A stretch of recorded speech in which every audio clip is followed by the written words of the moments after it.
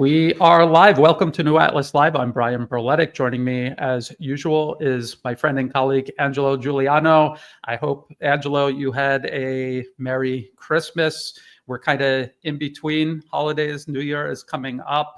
I think it's pretty much back to work for me. I don't know about you, but how were your holidays? I hope everyone had and is having a good holiday. All great. The world, everything, those conflicts don't take any break. So it's important to be always updated. And I'm glad just to join you on between Christmas and New Year, and we can talk about what's going to be about to next year. I mean, how do you see next year the development, especially with Trump being the new president? Any changes, or maybe shift? Maybe we might want to talk about the shift, probably a shift towards Southeast Asia and China, and the resolution of the conflict. We have two major conflicts. The largest, the biggest one, and the most sensitive is Ukraine, and then we have the Middle East. So how do you see the transition, Brian? Well, right before we went live, we were talking about how we went from 2023 into 2024 and how we were talking about October 7th and how that was going to set the stage for a wider war in the Middle East. This year, we saw that now take place.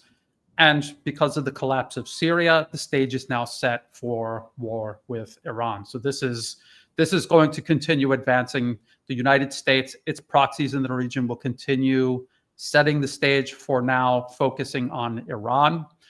They're working on Yemen as well. I think there's some unfinished business in Iraq. I don't think the U.S. is happy with the way Iraq has been going, the amount of influence Iran has, simply because the people in Iraq and Iran have mutual interests. They don't want to be occupied and squatted on by someone from the other side of the planet. And of course, the other big transition, again, we were talking right before we went live, is we have this war with Russia in Ukraine, but there's this urgent need to address China. China is not just rising; it's accelerating as it rises. I was just looking at just a couple of, I don't know if you follow, Angelo, the high-speed rail system in China, but they expanded it to something like 47,000 kilometers. There's one line that has serviced 400 million passengers this year. That's more passengers than there are people in the United States. And they've just unveiled a new prototype that I think has an operational top speed of 400 kilometers per hour. That's pretty fast. So they're advancing in every way. That's just one example. And the United States, we were actually, maybe this could be the first, because we're talking about Trump coming in and people are saying, maybe this is a big opportunity for change. But I think, no, the change, but only in a bad way. Change in the sense that the U.S. feels like it's running out of time, so it's going to shift gears and accelerate. There is no reverse gear, as Alex and Alexander say on the Duran all the time. How about, hold on a second, I gotta add. Should have done this beforehand. Hold on a second. Share screen. Entire screen, this one. Okay, sorry about that. So this is Trump's defense policy pick. Once said, TSMC can't end up in Chinese hands if China takes Taiwan. And by the way, Taiwan is already part of China. It's internationally recognized as Chinese territory. If the U.S. officially recognizes Taiwan as an island province of China, but they play this double game where they're promoting separatism in the administration in Taipei. And so Elbridge Colby, I've seen him for years now on X, before that Twitter, anti-China war hawk. He will not tolerate a rising China, simply because he believes the US is inherently superior and no one is allowed to surpass the United States. And this is a deeply ingrained belief all across Washington. Angela, what about some thoughts you have on Elbridge Colby before we get into this too much further? Well, when you look at his background, he's pretty much from the school of thought of Mersheimer. So Mersheimer is not necessarily, he's not pro-peace. He's actually very pragmatic, and he's it's what we call the realistic school, that says that clearly the US cannot fight on many fronts at the same time. It doesn't have the capacity to do that.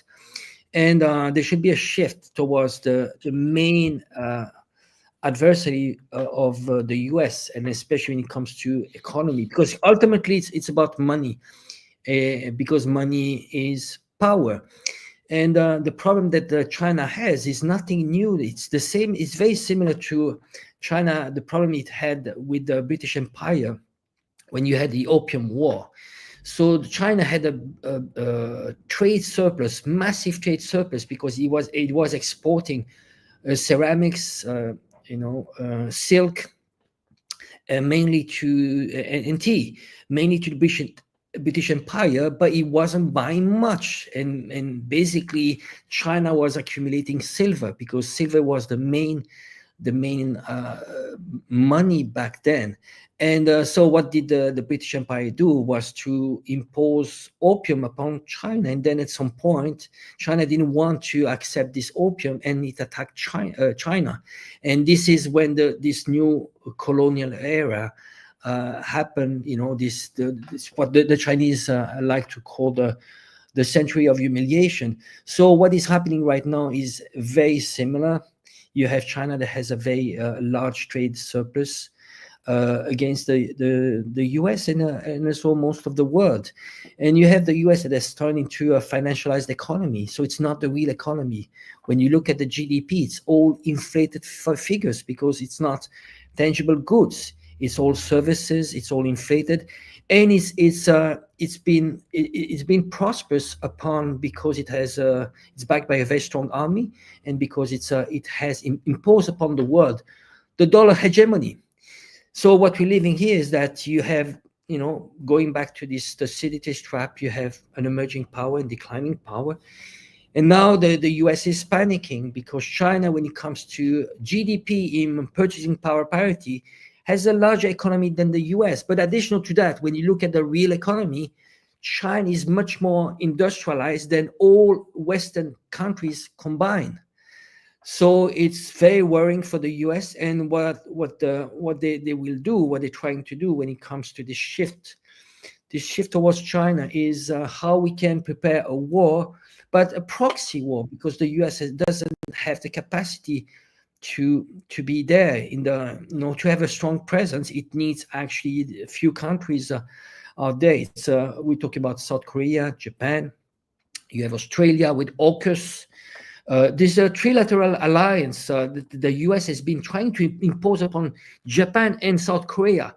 It's called JACUS: Japan, Korea, and the US. Then you have the Philippines. They're trying to steer problems there, border problems that actually under Duterte was a status quo. It was fine. You have actually all the countries in the region have border disputes, because it's very difficult. And then, even Canada and the US has border dispute with, between themselves. And in addition to that, you have always the problem of Taiwan. How can they do that? There's many ways to do that. And you have the games of alliances, same as World War I, when you have those alliances.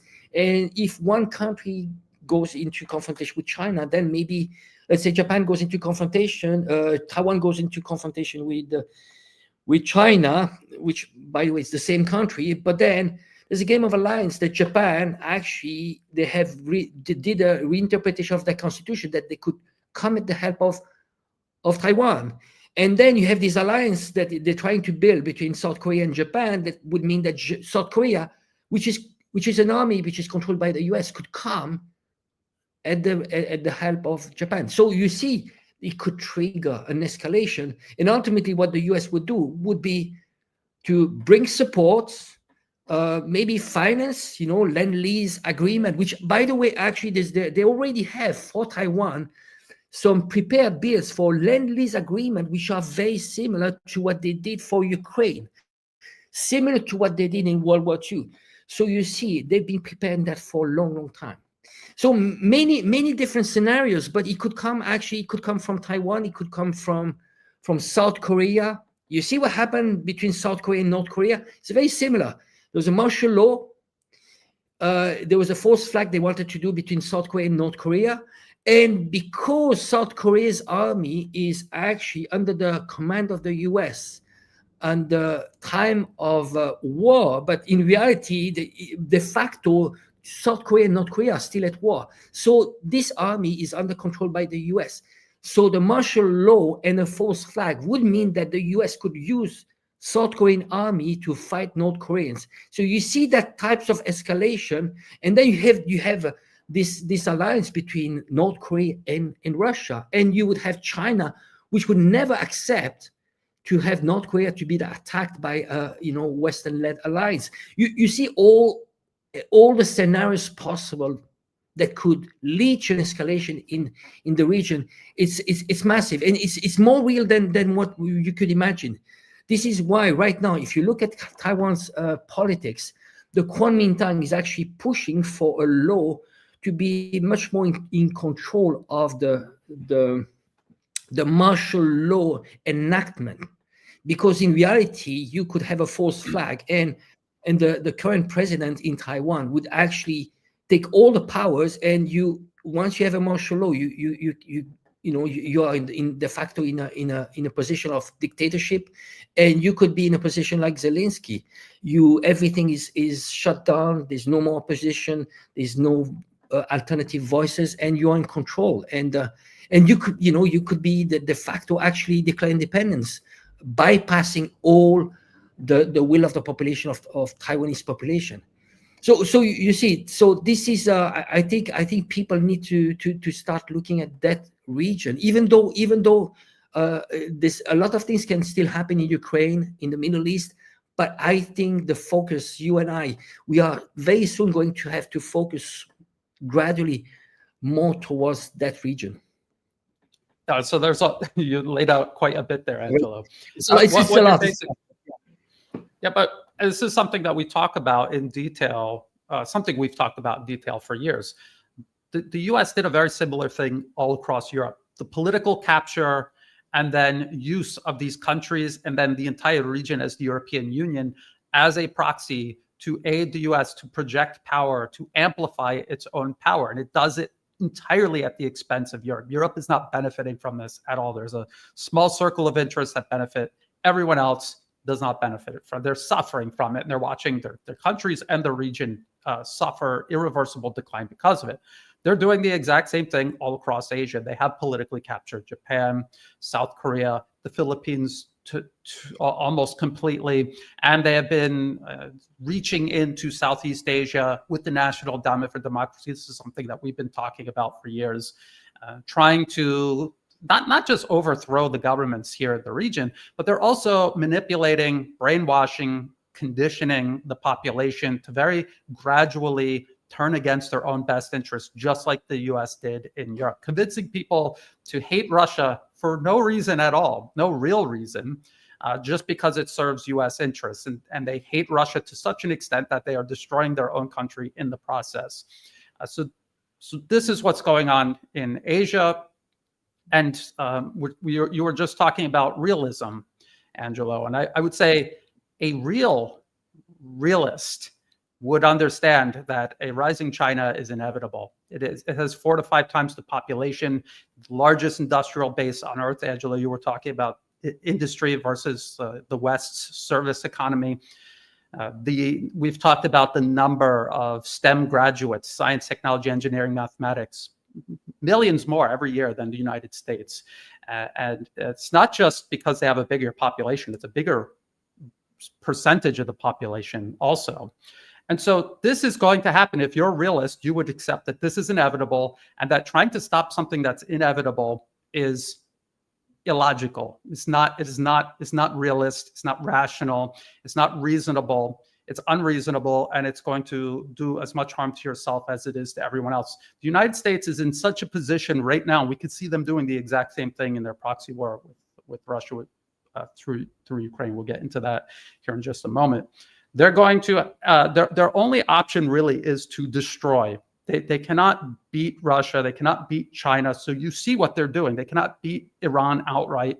So what are they doing? They're just destroying everything. They've destroyed the Middle East several times over. They are destroying Europe, and they are setting the board, as you were describing, Angelo, to destroy Asia, which again comes back to someone like Albert Colby. Everybody is holding their breath, waiting for Trump to come in and save the day. He has packed his cabinet with warmongers, neocons, and people like Albert Colby who wants to literally blow up factories rather than allow China to get a hold of a factory that's already in Chinese territory. It's insane. It's insane. And if you're waiting for people like this to save you, you're in for a big disappointment.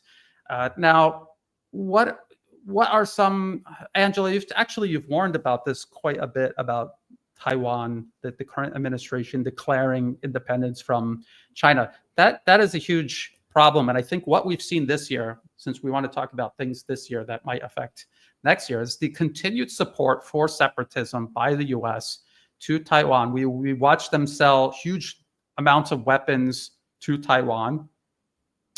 Realistically, what difference is that going to make? These are the same weapons that are failing to perform in Ukraine.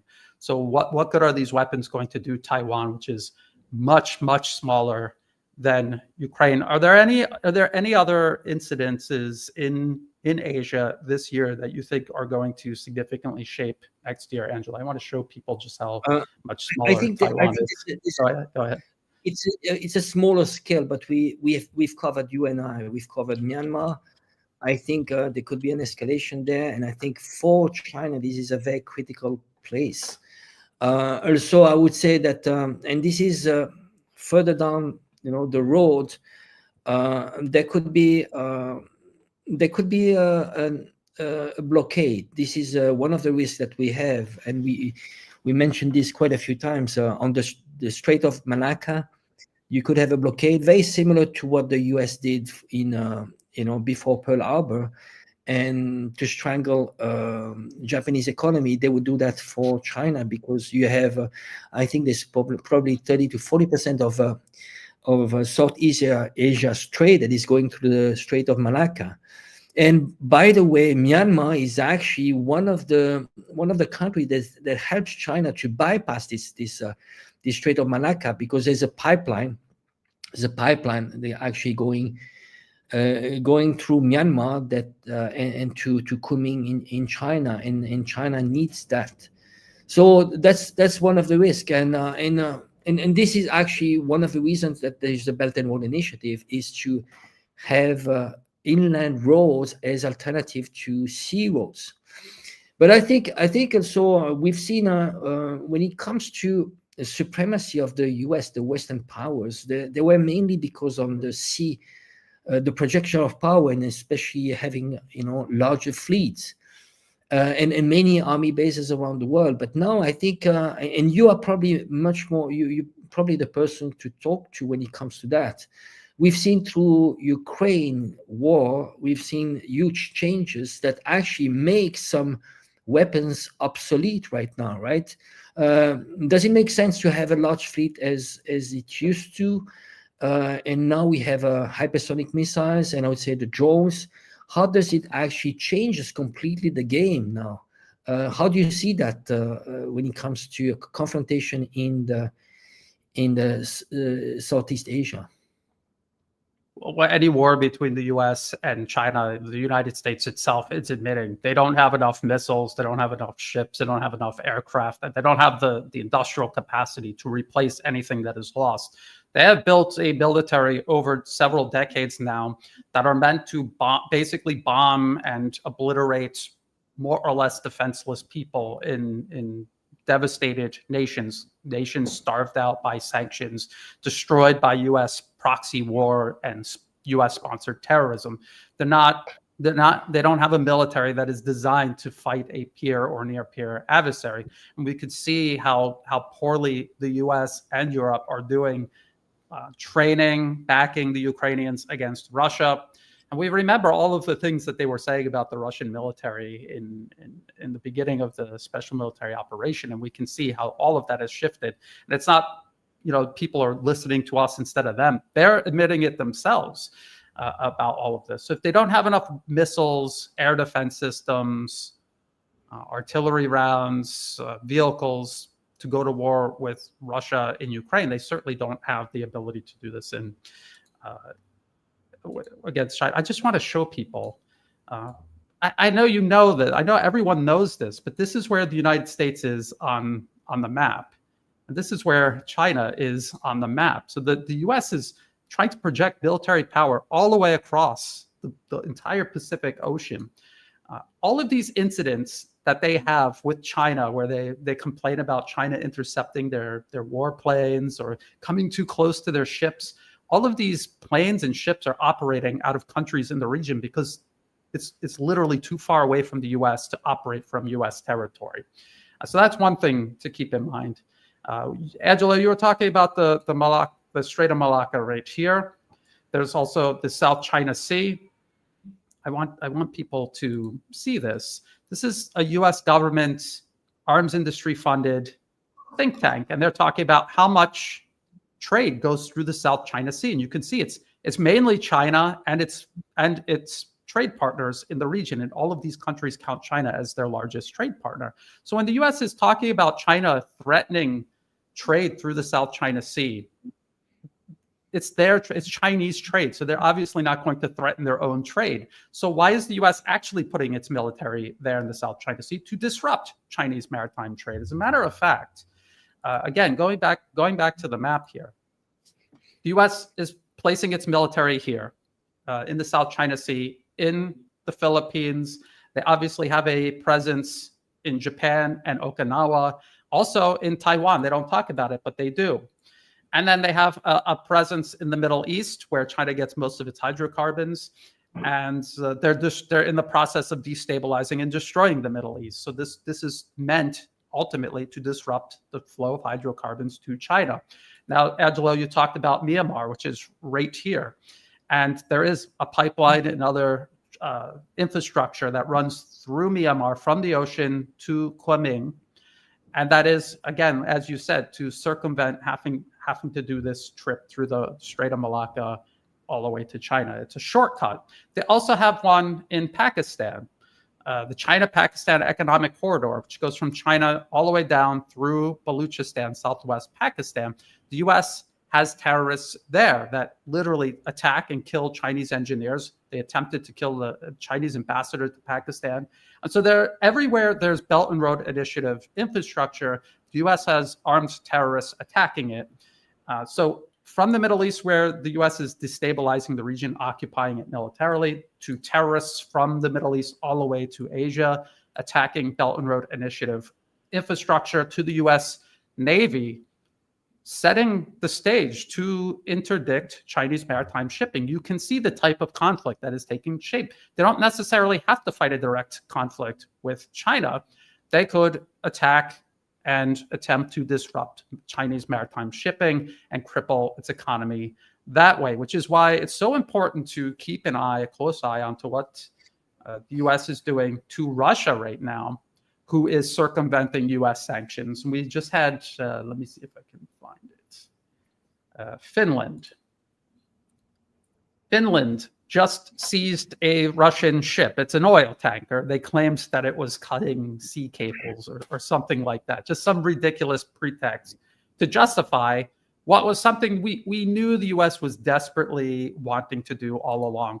They imposed sanctions on Russia, and Russia circumvented them. So then they began thinking of what to do next. And I remember all the way back in 2022, people talking about blockading Russia, blockading any ship carrying Russian oil. Angela, I think you might remember that.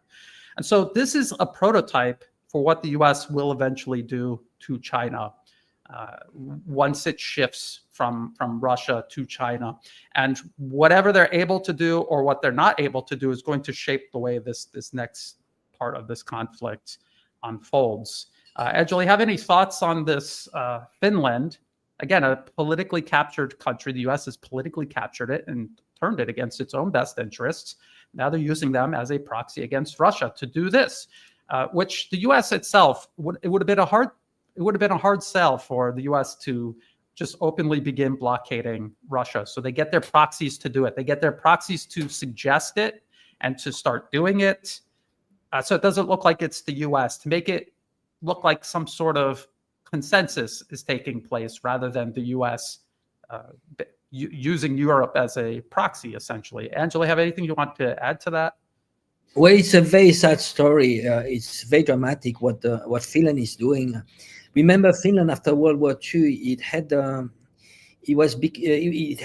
become neutral, so it had a long-lasting peace with Russia, and it actually never joined any bloc. There was two blocs. There was NATO. There was a Warsaw Pact. So it was non-aligned. It was pretty much like Switzerland. And then probably there's a typical hijacking of a democracy, and also the fact that Finland is part of the EU. The EU was a CIA project to destroy nation state and to put all Europe into the US umbrella. And you see right now, actually, the trend is that there's this actually integration, even in terms of military. So when you joining the EU, you de facto join NATO. So they've been hijacking Finland's democracy, and now you have Finland, which is actually acting against its own interest. Peace was working well with Russia. It was not about alignment. Now they have a huge border with Russia. They had peace since World War II, and now they are actually antagonizing Russia by seizing a Russian ship. And so you see Finland being used against its own interest. So it's very sad, and I think this episode is about triggering an increase of NATO presence in the Baltic Sea. So what they want to do is, as our colleague from the Duran said, they want to create the Baltic Sea as being a NATO sea. And in reality, this is extremely strategic. I don't know if you remember, they were actually even talking early on in the war. This special military operation was to do a blockade on Kaliningrad, and this was a suicide too. And actually, the backtrack, and I think there's another escalation there. But again, I think those are attempts, and I think it's not the first time that they're trying to escalate, to provoke Russia, and it didn't work for the last 2 years. On the ground, everything, all the fundamentals haven't changed. 2 years ago, we had those discussions 2 years ago. It was not about following the war on a daily basis. It was about just checking all the fundamentals. All the fundamentals were in favor of Russia, and Ukraine had de facto lost. The only way that Ukraine could win, and not even win, you cannot win against nuclear power like Russia, but I would say to create more damage would be to have NATO to join in. So the fundamentals were always there. It was about extending Russia and to damage Russia, and maybe to hope for regime change, which everything they tried to do didn't work out. You have Russia now, which is absolutely not isolated. On the contrary, we see with BRICS, there's Putin is probably one of the most respected leaders in this I would say non-Western world. Russia is a very solid economy, extremely industrialized. They actually outperform in terms of industrial capacity, military industrial capacity, all NATO countries combined when it comes to artillery and to building missiles. And again, they tried again to extend Russia into this Syrian trap, which Russia didn't fall into that trap. And so again, I think now it's about how they are going to resolve this war, and I think we are going to go through a face-saving phase, because the US cannot afford to lose face there, and Putin needs to have a long-lasting peace. Again, this is going to be an Istanbul Plus agreement, and a long-lasting peace. That's I doubt that they'll go back to a Minsk III. This needs to last for long time. Yes, well, I agree. This is what's going on in Ukraine is a strategy by the U.S. to overextend Russia. And I would say it hasn't worked out the way I think they thought it would, but it also isn't entirely true that Russia isn't being overextended. It is. I think if they could have held on to Syria, I think they would have wanted to, and they simply weren't able to. And we're looking at the conflict in Ukraine. I think if Russia could, they would want it to move along a lot faster than it is. It's not benefiting them to drag it out longer. If they could wrap it up quicker, they would. They simply don't have the ability. But it is true that they are outproducing the collective West. It is true that for years and years before the special military operation was launched, they were building up their ability to be self-sufficient economically. They knew the sanctions were coming, just like China knows the sanctions are coming, and they try to delay it for as long as possible. But all along, they're creating alternatives and they're looking for ways around it. They're looking for ways to mitigate this advantage that the U.S. otherwise would have over them. So that is definitely a factor. This seizing of this, well, someone in the comment section pointed out the seizing of this Russian tanker. I have not seen Russia so far. Maybe they have responded to it, but I haven't seen Russia respond to this. So we have to be careful and make sure that this is actually a Russian oil tank. This is an entire. There was another question in the comment section asking, like, how do we know what is real and what is not real? You really have to wait for it to be confirmed. Usually, if something is true, you will see all sides of any particular conflict in one way or another agree that this happened. They might have a different version of the story, but they'll at least agree that it's happening. So if there's this news story gaining traction and one side isn't even saying anything at all about it, just wait and see, well, what actually turns out to be the story, because we've seen this before too on many occasions. Yeah, and it's probably they make it a big news, and when everything actually there's an investigation and so on, they don't come back to the same media and say that actually this was nothing. It was a non-event. But it's very interesting how they after, I don't know how long did it take. I mean, Nord Stream 2, the Nord Stream terrorist attack on that happened. It's still unsolved issue. So now we know whom he benefited and who's probably behind that. Yes. And now we have this cable that was just broken, and they come up with those stories about ghost ship, and supposedly the anchor it's missing an anchor. Supposedly this ship is missing an anchor, and that anchor might have cut down the line, but they already have the solution. They have everything since, and this biggest actually terrorist act on infrastructure ever in world history that happened. We still don't know. So it's interesting how they jump into they come up with those stories. And it reminds me actually the story about 10,000s of North Koreans be fighting against Ukraine. We have thousands and thousands of drones. They say that those Koreans are human waves. You don't even have a footage of a human wave.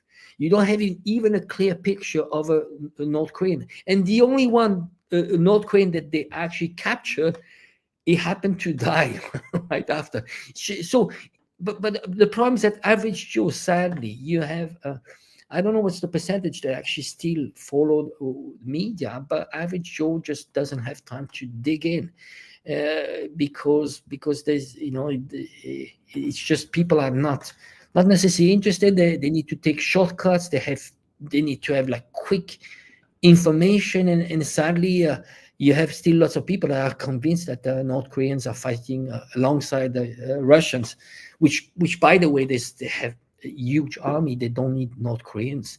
And why North Koreans would actually die for Russian war? It doesn't make any sense. I'm trying to star these questions. That is a good point. That is a good point. And we've talked about this before. You're bringing in North Koreans or any group of people that don't speak your language, Russian, if you're Russia, you're bringing them in. They haven't trained extensively with your forces. They don't speak the same language as your forces. What is the purpose of bringing them in? Unless they're coming in huge numbers. And then if they are, there's no way to hide it. And there's not a single shred of evidence provided that they're even there. So again, this is what the collective West does. This is what the United States does. And this is what the US does regardless of who is president or regardless of who controls Congress. They make things up. They make up these pretexts to then justify actions, just like you said, Angela. They have prepared. They prepared it months, maybe years in advance, this whole strategy to try to blockade, cut Russian maritime shipping and eventually Chinese maritime shipping. We've actually gone over policy papers from years and years ago talking about maritime blockades of China.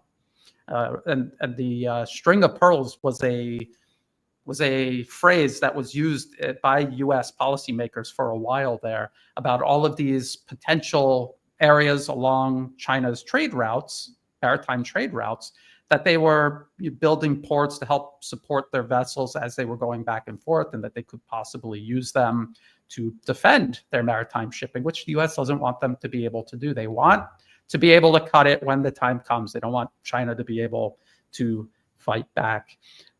Now, okay, we've laid out a couple of things. One last story. I heard Alexander Mercouris of the Duran talking about this one. Ukraine slows firing of missiles into Russia as Trump prepares to take office. If only someone months or even years ago could predict that using these missiles would make absolutely no difference and would not change any of the fighting on the ground or the strategic direction of this conflict. If only someone could have predicted this. And now the New York Times is finally admitting this. And what I thought was interesting in this article is that they talked about 500 missiles, 500 ATACMS missiles from the US to Ukraine. Now, Alexander Mercouris often says that the ATACMS is no longer in production. I don't know if it is or it isn't, but I found this relatively recent Lockheed Martin fact sheet about the ATACMS, and they said as of fiscal year 2020, they were contracted to make 400 ATACMS. Well, if they sent 500 to Ukraine, they've made absolutely no difference, and the rate of annual production is somewhere around 400, maybe 500. This again, this explains why the US is having such a hard time in this proxy war against Russia. And this explains why the US will have a huge problem if they decide to go to war directly with China. And I wanted to show this, this person who is a bit of a troll. He's claiming that China didn't rise on its own. It's all because the US groomed the Chinese people aren't capable of doing anything on their own. And it's all the US. And he said, gave it trade preference, gave it missile tech, which I find extraordinarily interesting because the US admits itself that China has a whole vast array of missiles that the US doesn't even have an equivalent of. They don't have any missiles that are capable of doing the things Chinese missiles can do. So did they literally and physically just give them all of their missile technology and no longer have it back in the United States? Is that what happened? I hear this a lot from Westerners who I suspect are deeply racist, and they just simply cannot accept a non-white civilization rivaling or surpassing the West. This is what I think is the problem. So they have to rationalize in their mind why these non-white people are doing incredible things that their modern Western civilization is incapable of. And so they make excuses like, well, they just stole all of our intellectual property. We gave all this technology to them. Otherwise, they would never have been able to figure it out. I think anyone who knows anything about China and its history knows that they were inventing things. They were driving innovation. They had a huge spanning trade network all throughout their history. And this is just a continuation of this, has really very little to do with the West and its contributions. What the West tried to do, and we've talked about this often, is hijack, politically capture China, just like they've politically captured everywhere else. And they failed. They failed. They were unable to do it. And now they're resorting to more drastic measures. Angela, you have anything you want to add to that? I think maybe we should get into the questions and answers since it's Yeah. a question and answer section. I think it's always interesting to see how did this happen. You had this transfer of you had some transfer of technologies. You had industrialization of China at the expense of the West. In reality, when you look at history, there was China actually at some point it did side slightly more towards the US against the USSR. But I think it was a very smart move. It was because, it's how they say, be close to be close to your friends, but even be even closer to your enemies. So China, what it needed back then was to funding. It needed badly funding after World War II was completely destroyed, and it needed transfer of technologies. It needed to be industrialized. So China somehow pretended to be slightly closer to the US, and it was actually antagonizing against the USSR. And this is when you had this trip of Nixon. So, and China pretended it would be actually starting to go towards the the liberalization that the West wanted for China, and to have a co-opted system, controlled by the US, the same as you have in South Korea and Japan. Those are systems that actually have been hijacked by the US. The CIA was funding the political parties both in South Korea and Japan. LDP was funded since the 50s and 60s by the CIA. That's what they wanted to do with China, and this is actually what they've been trying since the 1979, when you had the reforms and opening of China, and they started pouring in lots of money. And this is when you had this first, one of the very first color revolution, 1989, Tiananmen Square. But the idea behind that was really to hijack Chinese democracy and to have it controlled by those globalist corporations, and to turn into a system controlled by lobbies, elites, at the expenses of the Chinese people. And it didn't work out like this, but China had to pretend to be close to the West. And somehow, you see, even Russia and China, when it came to Libya, you see, it was not the time. They could not actually be frontally antagonizing the West. Somehow it had to do concessions. But this is why people need to look at the long-term game. Even when, if people simplify, the same as what happened in Syria, you cannot simplify and say, Russia ditched Syria. No, it's much more complex than that. There's a long-term game, and ultimately it's about national interest. Sometimes you need to compromise. It's not the right time. And for China, all these years, it was not about the right time. Now it has become self-sufficient. Now it has come to a certain level where it can actually face the US and say, well, you cannot be a bully. I'm not going to use the same weapon as you do. China actually, the way it does with the West, it's very important to, and this is actually into the philosophy of the multipolar world. The West, the way it does against its competitors is to put sanctions and pressure. What China does is exactly the opposite. You have an opponent. What you do is that you engage, you have mutual interest, you do trade together, and somehow you have leverage over your opponent. Once you have, let's say, 40% of mutual trade, 40% of your total trade, which is with China, well, you have no interest into confronting China. China has leverage, and ultimately it's about mutually beneficial. So that's how China does. Have you seen China doing sanctions? Why would you do that? They are actually trying to engage. And when you look at the multipolar world, it's about that. You try to trade as much as possible, to engage, and somehow you put aside the differences. And the more you have trade interconnections, the more you actually have no interest into confrontation. Absolutely. Although I will say, what I've noticed, and this is something that concerns me greatly, and I will get into the questions. You make a very good point. Say all of these nations here in Southeast Asia have a growing and very constructive relationship with China.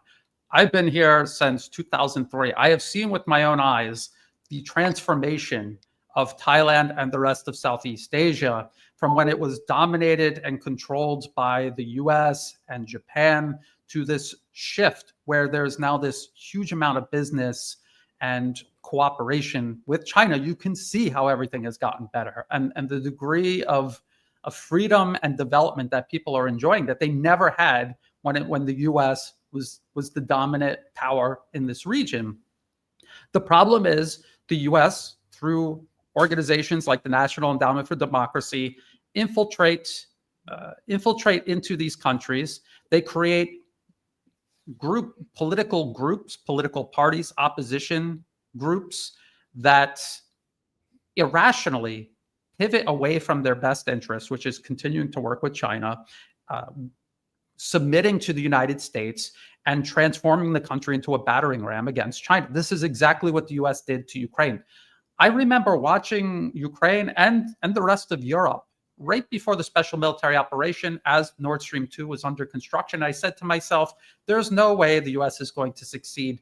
Europe's interests are too deeply invested in peace and stability and cooperating with Russia rather than going to war with Russia. The US will never succeed. And yet the degree of political capture the US had over Europe was such that, yes, actually they can succeed. They can turn the whole region against Russia, destroying Europe in the process, destroying Ukraine even more in the process. And this is the same process they're going to do here and are doing here in Asia. This is what worries me, because I agree with you, Angelo. I think that is the Chinese approach to deepen relations, make these relations mutually beneficial. And the rational decision that a policymaker would make is to continue doing this. You're obviously benefiting from it. But the problem is US soft power, political capture of a nation, is about short-circuiting rational thought, rational policy making. And I don't think that China or Russia have sufficient means to defend against this within their own country, their own political and information space. Yes, helping their partners and potential partners defend their information space so far, no, not at all. This is a huge threat that continues to grow. I just actually, let's just show this real quick.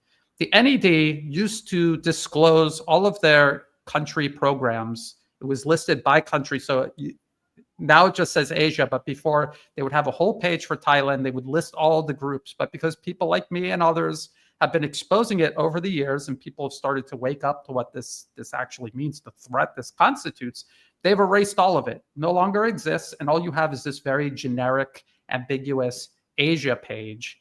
And they'll mention like one or two groups here and there from each country, but this is not a disclosure. So the US State Department is funding political sedition in all of these countries covertly, just like they had been doing when it was the CIA handling this. Now the NED, they went from transparency back to covert political sedition. This is the full circle, because people are waking up to it, but it's not happening fast enough. The NED is adapting, and countries need to adapt with it, or they will end up like Libya, Syria, Ukraine. Georgia is still hanging in the balance. Many nations are hanging in the balance. Myanmar is hanging in the balance. So this is a huge problem. I'm optimistic on one hand when I see China's rise and the constructive way it is transforming the region. I can see it with my own eyes. I walk out and experience it. But then when I see governments politically captured by the US and making irrational policy decisions to transform China into an enemy rather than a partner, that should scare people. Maybe we can start going through some of these questions. So this is in order from when I received them.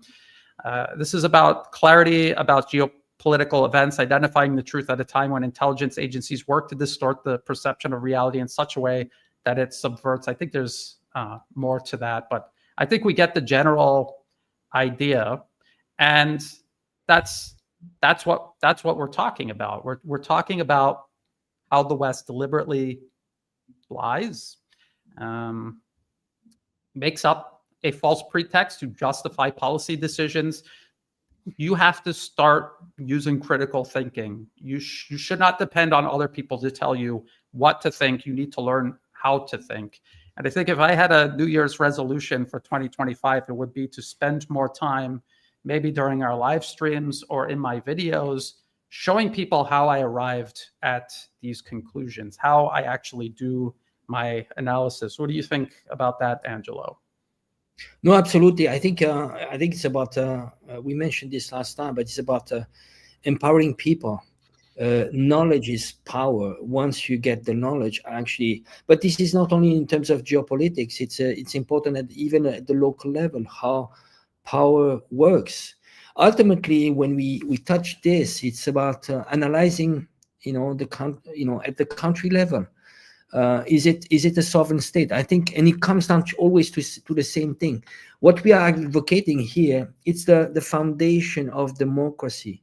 If people, because people throw it all the time, we hear that, especially from the West, but they don't go to the foundation, which is sovereignty. So it's about really like looking at, is it a sovereign state? Am I into a country where we are a sovereign state? And you can take it case by case. You can say, Italy, is it a sovereign state? One by one. And I think this is the foundation. And then once you have that, then you can get to the next level in terms of geopolitics. And then ultimately, it's an extremely macro level. It's about globalist elites, ultimately, that control the whole game because they fund. They do the whole funding. And the ultimate purpose is a deconstruction in terms of society, in terms of individual, because once you deconstruct everything that makes the individual strong, family, religion, all those beliefs that makes actually society to bond together, then you can control them. But ultimately, and then they need to destroy nation states. And that's the project. And this would be controlled by supranational entities. And we see that in Europe. The EU is actually a pilot program for what it could be applied at the world level. So how did it, people don't even actually question themselves. Is it something really organic? Why the Eastern countries wanted to join the EU on the first place? Why? In reality, the EU promised billions and billions of dollars to those countries, and why would you cannot say no? And they actually buy those politicians.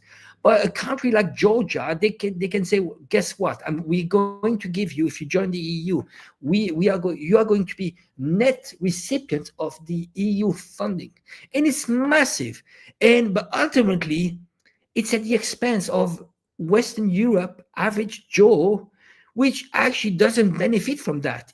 On the contrary, he's going to have pressure of wages from cheaper countries, and this provide ultimately to it contributes to mixing up all the population and ultimately to destroy the nation state. That's the project. So I think it's important to look at different levels. And when it comes to geopolitics, it's all about funding. I think the main thing, Yes. the only way we can do the homework is funding at all levels. So you can look at the co-opting politicians. What do you do? Where did he study? Did he get a grant? And so on. And who's funding? And so there are many ways to do that. And National Endowment for Democracy was a good example. But as we see, because we started exposing NED, was a very easy game for us. Now it's become back to being extremely opaque, the same as it was with the CIA. Yes. NED was actually doing what the CIA, doing openly what the CIA was doing covertly. Now they're going back to being much more opaque.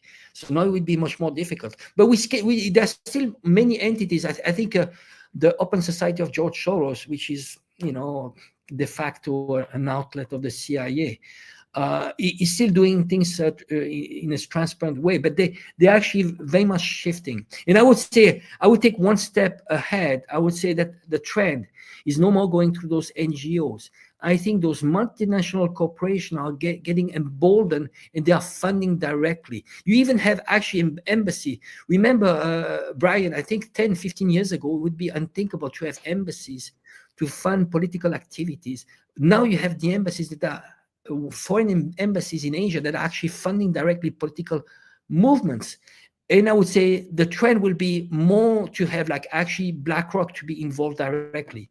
I even know that some military industrial complex companies, like Glock, the Glock that they make guns, they actually were involved directly into regime change in Venezuela. So those are actually almost acting as a CIA agent. So those are the trend. Multinational corporation funding more directly and bypassing those intermediaries, which are NGOs. NGOs are just intermediaries, and they actually they funnel the funding, and they embellish because they choose nice names, but ultimately who controls are globalist elites, multinational corporation. And this is going to be the trend that we need to pay attention. So now, when you see movements being funded by Nestle, this is a red flag. It used to be Nestle funding Soros, and then Soros funding that activity. And now it's bypassing, and we need to follow those trends. The work we used to do, Brian, 5 years ago, when we were covering, Maidan, we are covering Hong Kong. It's changing fast. NED, OPEC. Now you have different ways of funding because they need to adapt, and because we've exposed them, right? Yes. So yes, follow the money. Also, people need to zoom out and see the big picture. Don't get ultra obsessed and focused on one particular conflict. This is a global conflict that is taking place. The US is waging a war against multipolarism. So it is not so many people, and I even see it in the comments from time to time, people are utterly obsessed with Israel, and they believe that Israel somehow controls the United States. And if, again, you follow the money, yes, there is an Israeli lobby and they spend a lot of money, but the arms industry alone spends far more money. And then you have to think there's also big pharma, big ag, big media. There's all of these other giant corporations and I would say cartels of industry that spend money and influence and control Washington and also the think tanks. And Israel ends up, when you actually do your homework and add it all up, it ends up being a proxy just like Ukraine. And if Ukraine hangs in there for another 20, 30 years, or maybe 50 years like Israel has as a proxy of US foreign policy, you will see them as deeply ingrained in Washington as well. So again, follow the money and zoom out. And Angelo, you're absolutely right. They are adapting to being exposed. They are shifting, and we have to shift as well. Now, we covered this one already. Yes, it is a pretext to stop Russian oil from being shipped around. There's no shadow fleet. Again, as the Duran, an excellent resource, people, if you're not following them, please follow them. As they explained, this is about simply not being insured through London. They're insured through some other company. And so this is why the collective West designates it a shadow fleet. It's ridiculous. Here's another one. How fast will Trump attain peace in Ukraine? Trump does not want peace in Ukraine. He wants to continue the war. He just wants Europe to step in and handle it while the US pivots towards China. And this would have happened whether it was Biden, Harris, whoever got in. This is what the US is doing. This is how the US has been pivoting for years and years. All throughout the Biden administration, people were not paying attention to this because they were focused on Ukraine. The Biden administration oversaw the complete overhaul of the U.S. military to specifically confront and fight China in the Asia-Pacific region. The Marine Corps has been entirely reorganized.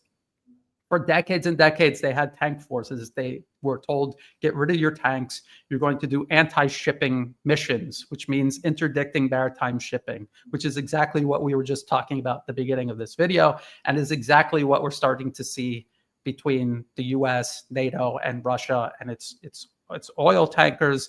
This is what the US is preparing against China. So no, Trump is not trying to obtain peace anywhere. He is continuity of agenda. That's what he represents. He's just a way of convincing the American people that somehow, just even for a moment, there's some sort of hope. I feel sad, Brian. We have quite a few friends that I have huge respect. Some of my friends, they are pro-sovereignty in France, around the world, and pro-Trump, pro-Vivek, pro Kennedy and so on. And I think the wake up will be extremely brutal. I do understand why they are pro-Trump, and I think some there are indicators that are kind of positive, but this is like very on the surface. But in reality, when you look at who's in his government, there are 13 billionaires. So in reality, I think there's going to be a shift from a government of the 1% to a government by the 0.01%. When you have billionaires in your government, I mean, those people, they have made their money, and this is a way actually to multiply their money. They are going to come back. You see all those politicians that actually went, they went into politics, and this revolving door, they've multiplied by enormously with their wealth.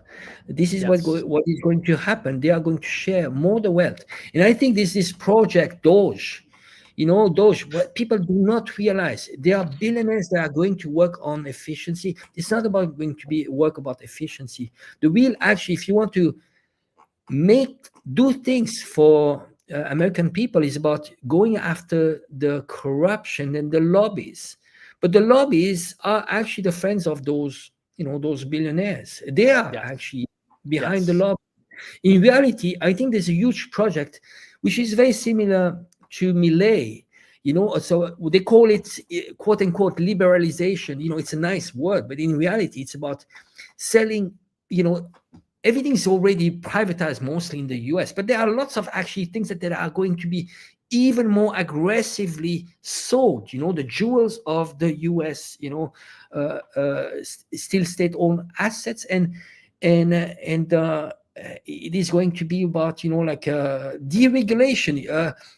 Of course, they present regulation as being something that is against business, but in reality, those is going to be ultra liberal, and I'm very skeptical. I think the wake up will be very painful, and I do understand. Biden was so. I mean, we hit the bottom. So people, you would have given an alternative, even vote for a goat or a cat. People would have voted for a goat or a cat. I do understand, and the speeches are nice and so on, but ultimately, they do not represent the 99%. Why would they? If you are the 99%, you want to have a better share of the wealth. You've seen the wealth gap has been increasing. It's just, if you look at the data, it's been dramatic. In reality, everything is going to the 1%. Now you're putting the 1% in charge, and you think the 99% are going to being an advantage. No, they are going to rip you off even more. Homelessness, poor people. I mean, what did Trump do when he was elected? The first thing he did was actually to lower the tax bracket of the rich. That's what he did. And it's going to get even worse. We put billionaires in charge. And why would you, average Joe, why would you be proud of having billionaires in charge, even Elon Musk? And, Elon Musk has done great things for Twitter. Yeah, okay. He's, but ultimately he's a billionaire. We need already to start being extremely careful, because they become too powerful. And I think Biden was the problem yesterday, and this new administration might be as bad over time. It's not going to work. Average Joe in the US, I tell you, I'm not going to work for you. They're working for themselves, and the class struggle, it's going to be massive. People are going to get hurt badly. No, you're absolutely right. It's, as I say, it's continuity of agenda. People get overly focused on people like personalities like Biden or Trump or Harris. These people are just sitting in a chair. They don't actually hold any real power. Their cabinets are, if you really dig deep into the cabinets, they're exactly the same people. They're all warmongers, drawn from the think tanks, drawn from the corporate financier special interests that actually run the United States. Now, Angelo, your point right there as the perfect segue to this question. It says, I love your work, but how can you stand behind Tesla and SpaceX? In any normal country, Musk would be in jail for insider trading. Trump has hired the PayPal mafia, who is the deep state. Now, yeah, I don't agree with all. Like Angelo said, these are all billionaires. They don't belong in politics at all. They're supposed to work for the state, not run the state. Now, you have to be objective. Elon Musk at SpaceX and at Tesla has done amazing things in terms of manufacturing, engineering, space flight. Objectively, he has done amazing things that nobody else anywhere else on Earth has done. Now, with the electric cars, China has caught up and surpassed Tesla. In terms of space flight, SpaceX is at the top of the game. You cannot take that away from him. He did that. He and the company he built did that. And he is, if you followed him from the very beginning, you know that he is actually passionate about that. I think it is a huge mistake for him to get involved in politics. He obviously doesn't understand politics clearly.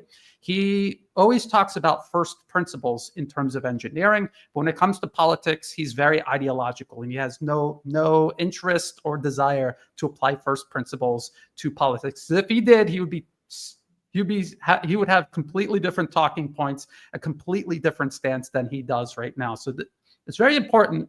Give credit where credit's due. But just because I admire what has been done by SpaceX and Tesla does not mean that I agree with everything Elon Musk does. I just said it. He doesn't belong in politics. I don't agree with pretty much anything he has said regarding politics. Angelo said, yes, he bought Twitter. He transformed it into X. I was permanently banned on Twitter. You would not see me on X if it wasn't for it going from Twitter to X. However, he has already used X to help advance U.S. foreign policy. I remember for like a day or two, like for 24 hours, I don't know if he was just sitting there in front of the computer all day or what, but he was cheering for CIA-backed regime change in Venezuela. And he has now done this on several occasions. And think about it. I always talk about information space, nations needing to secure their information space because Facebook, X, before that Twitter, are connected to the State Department. Now you have Musk, who's literally in the US government, and he controls this global social media platform. So countries need to wake up. They need to start creating their own social media platforms, and the multipolar world needs multipolar social media platforms that are not controlled by the US, by Silicon Valley, by the State Department, by Wall Street. So I hope that clears up where I stand on Elon Musk. I don't agree with anything he's doing. I don't support or have any hope at all in the Trump administration. I've done entire videos over and over again, all during his first term. I warned people before he even stepped foot in office the first term that he was lining up a bunch of neocons. It was going to be continued. Everything continued. He ended up trying his hardest to start additional wars, and he didn't stop any of the wars he promised to stop. So just keep all that in mind. I think also, what I mean, we need to be extremely careful. I'm talking about here really the future. I look at the future. Elon Musk is by far the richest man on earth. Addition to that, he has become the most influential. Now he has Twitter is becoming, X is becoming also the most influential platform. And in addition to that, he's because he is I would say he almost was a centerpiece in making Trump the next president. So he has a huge leverage on the president, and he's part of the military-industrial complex. So I have the impression that it's been probably now he's probably at the level in terms of influence of the Rockefeller. The Rockefeller in the old days is extremely powerful, and we need to really pay attention. And what worries me, as you said, is actually when somebody like respected, because he's respected, like Elon Musk, calls for regime change in Venezuela. I think he's overstepping, and this would never happen if let's say if it was in China. You never have a businessman to even try to touch into politics, and those should be completely separated. In reality, who is running the show in the US are those businessmen. Just follow the money. Who's behind Trump? As we say, the comment was the PayPal mafia, Peter Thiel. You have also the Israeli lobby and so on. So I would say just be extremely careful. And I think the problem is that a lot of people are attracted by personalities. When you look at Trump, Vivek, Kennedy, and Elon Musk, in terms of personality, between you and I, if I had the choice to spend an evening with either them or Biden, Kamala, Hunter Biden, I think there's no question. I would rather be with Elon Musk, Trump, and Vivek and Kennedy. Oh yeah, but this is the problem. I think a lot of people are driven by those personalities, and also because of the Democrats have been too far into identity politics. That people got extremely tired, and they're driven by subjective things, just personalities, and they're more pleasant. To be honest, I find even Colby, I don't agree with most of what he says, but in terms of he's not as when I look at the team of Biden, he's a bit better in terms of he has a bit more brain. To be honest, I would have to disagree with that. I think he looks like he came sprouted out of the same cloud of spores as Jake Sullivan. Yeah, but I would say, but the problem is that because the Biden administration has set the level so low that anything, even Colby, seems in somehow more reason. You know what he says, Colby? He says when Trump is going to meet with Xi Jinping, well, maybe it's just word, but he said he should respect Xi Jinping, not like the last administration did, was just to be extremely arrogant and so on. I mean, those are a bit of sensitive things here and there, but ultimately it's the same policy. I agree with you, absolutely. Yes. Absolutely. We kind of went over this. How is the U.S. currently meddling in Thailand's internal affairs? It's like a disease. The NED spends millions and millions of dollars every year in every country, including here in Thailand, just building out their capabilities, their capacity. They build up new media platforms every year.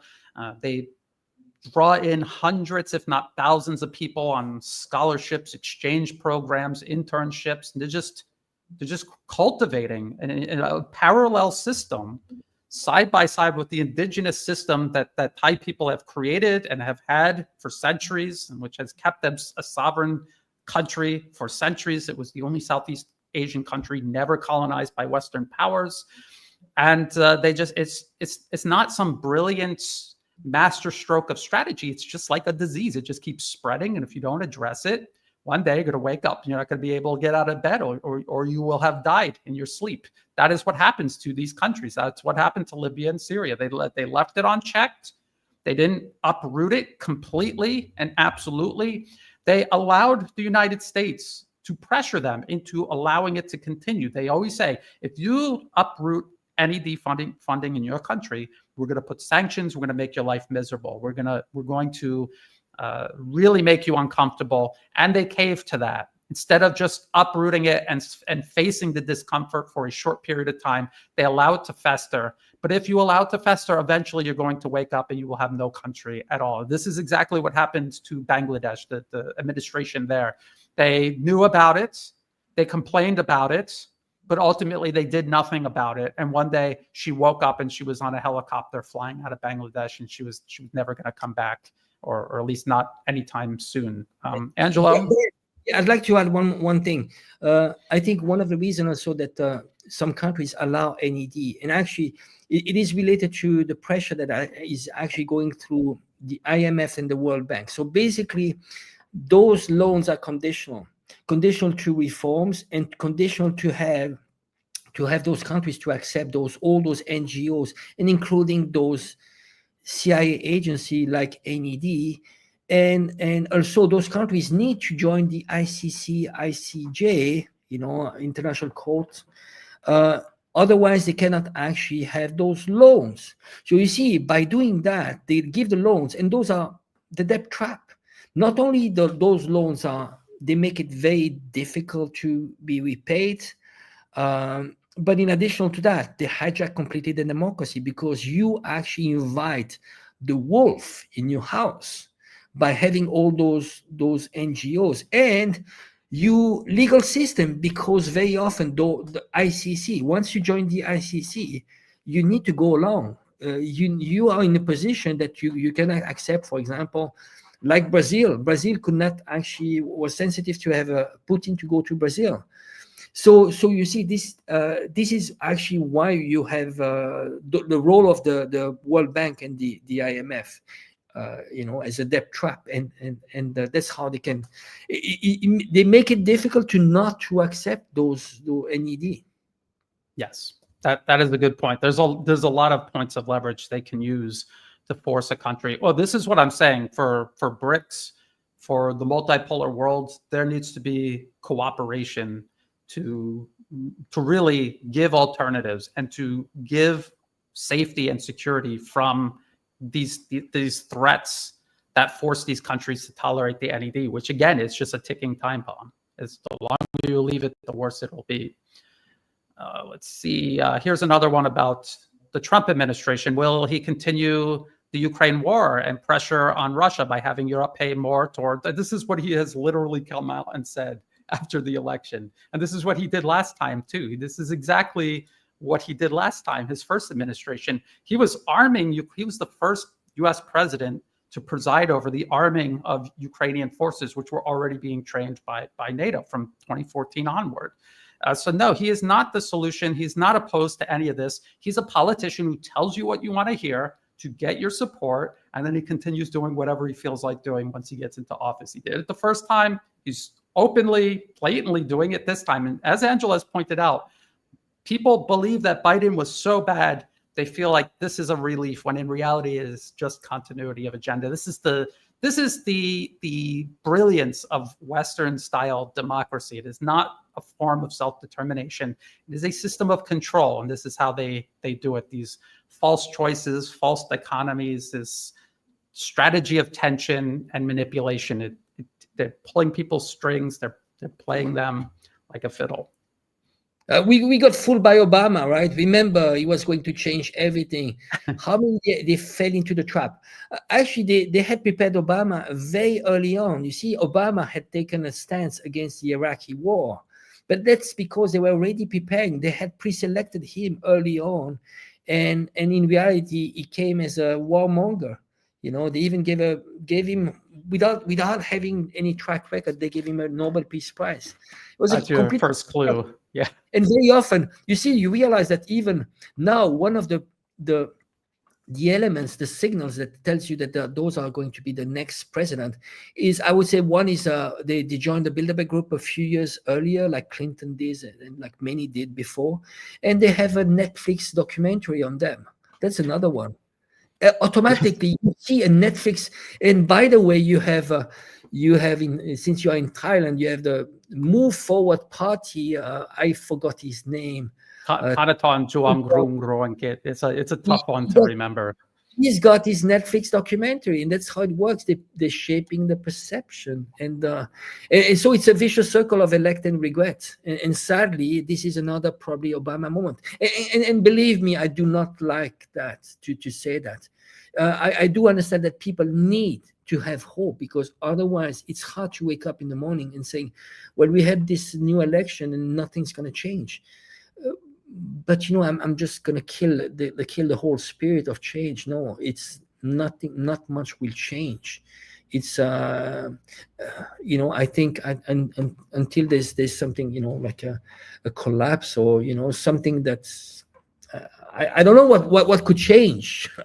I think every country people need to re-empower themselves. The power should go to the 100%, and they need to have a mature democracy, not the mob rule of people dividing, but to be together ultimately. And that's what China does. Actually, China it's not only the CPC, you have other parties that join in, and they can consult together. The CPC is actually taking feedbacks from those parties, but ultimately it needs to work for the 100%. So I would say that like in the case of the US, in every single country, they need to find a system that ultimately works for the people, and not this divide and conquer. This divide and control thing is used everywhere. It's used internally, and it's used to wage wars around the world. You see, I mean, if you pay attention at Ukraine, in Ukraine, it's Russians fighting Russians because Ukrainians are Russians. Most are Russians. In the Middle East, have you seen that? In Syria, Arabs fighting Arabs, Muslim fighting Muslim. But it's been like this in the Middle East. This sectarian, I mean, stupid. It's very stupid. The US is funding one side and they're killing each other, and Muslims are killing Muslim. Now, what is happening in Asia is going to be Asians fighting Asians, and in the case of Taiwan, Chinese fighting Chinese. If people could just realize that, well, there's always somebody pulling the strings.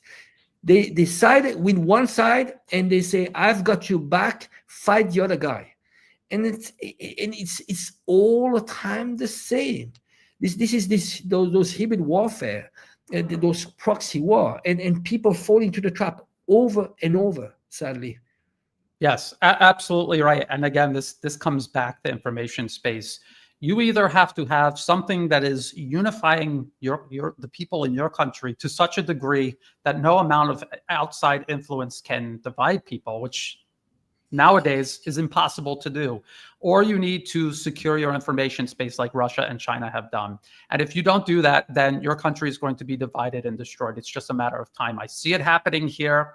I've watched it happen successfully in Myanmar, the Philippines. They've been divided and conquered since they were a colony of the a literal colony of the United States following the Spanish-American War.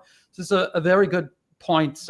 This is actually out of order, but it dovetails into the next question I was going to put up there. Fake reformists are dismantling Iran. I've heard a lot of people saying this. I've seen a lot of troubling news and comments, and it's hard to tell what Iran is doing for diplomatic and public perception purposes and what they're actually doing as a matter of policy. Now, they had been doing a relatively good job considering what has been done to them for decades in terms of asymmetrical military power across the region. They still have significant asymmetrical military power across the region. They have significant deterrence in the form of their ballistic missile program. It's an internal matter for them to sort out. They have the military, they have special interests in Iran. They need to sort that out. I don't know what the reformists are doing, where their source of power and support come from. That's something that Iran needs to sort out. And either they can or they cannot. And we just watched what happened to Syria. And if Iran was stronger than it is now, that wouldn't have happened, but it did happen. So this tells us that there are limits to the power of countries like Iran or even Russia and China. There are limits to what they can do, and we have to keep a close eye on that. The next question, go ahead, Angelo, and then I'll read this next question. I just want to add, it's really important because the question was related to reformists. We are not ideology. There's no ideology in what we are doing. We talk always about sovereignty. So basically self-determination. So let's say if the Taliban decides to, it gets the majority and the support of their people in Afghanistan, I have no word to say, really. I look at only Afghani can decide for their own fate. So even if there's a dictatorship in Syria, well, it's up to Syrians to solve that. But I'm not going to judge how a president is ruling his country or is running his country if there's no foreign meddling ultimately. But in reality, what is the worst for a country is, and I think this is what a lot of people do, they make the mistake, is that they're willing to accept a fake democracy which is run from Washington rather than a brutal dictatorship which is run by their own president. What I'm saying is that right now, Syria, take the example of Syria, they put in place someone who has been funded by the US, support from Israel, and Turkey. He was born in Saudi Arabia. I even doubt that he's even Syrian, because I don't, if you analyze Giuliani, there's not even a picture with him and his father. We cannot actually trace back exactly what is his background. It's impossible, right? So there's a Saudi now running the country, and so it's not a sovereign state. It's completely, Syria has lost its sovereignty. And I would say I do not judge any government, and I think the same for you, Brian. It's all about sovereignty, self-determination. If people really talk about democracy, that's the first precondition. The rest, it's not a business, really. Who am I? And it's the same as, let's say, China. I might like a lot of things that China is doing for the CPC that is doing for its people, and I see the satisfaction level. People are happy, but it's not up to me to judge who should be running China. But at least I can say that at least when it comes to China and Russia, they are sovereign state, and I would say you're a sovereign state. You have dignity.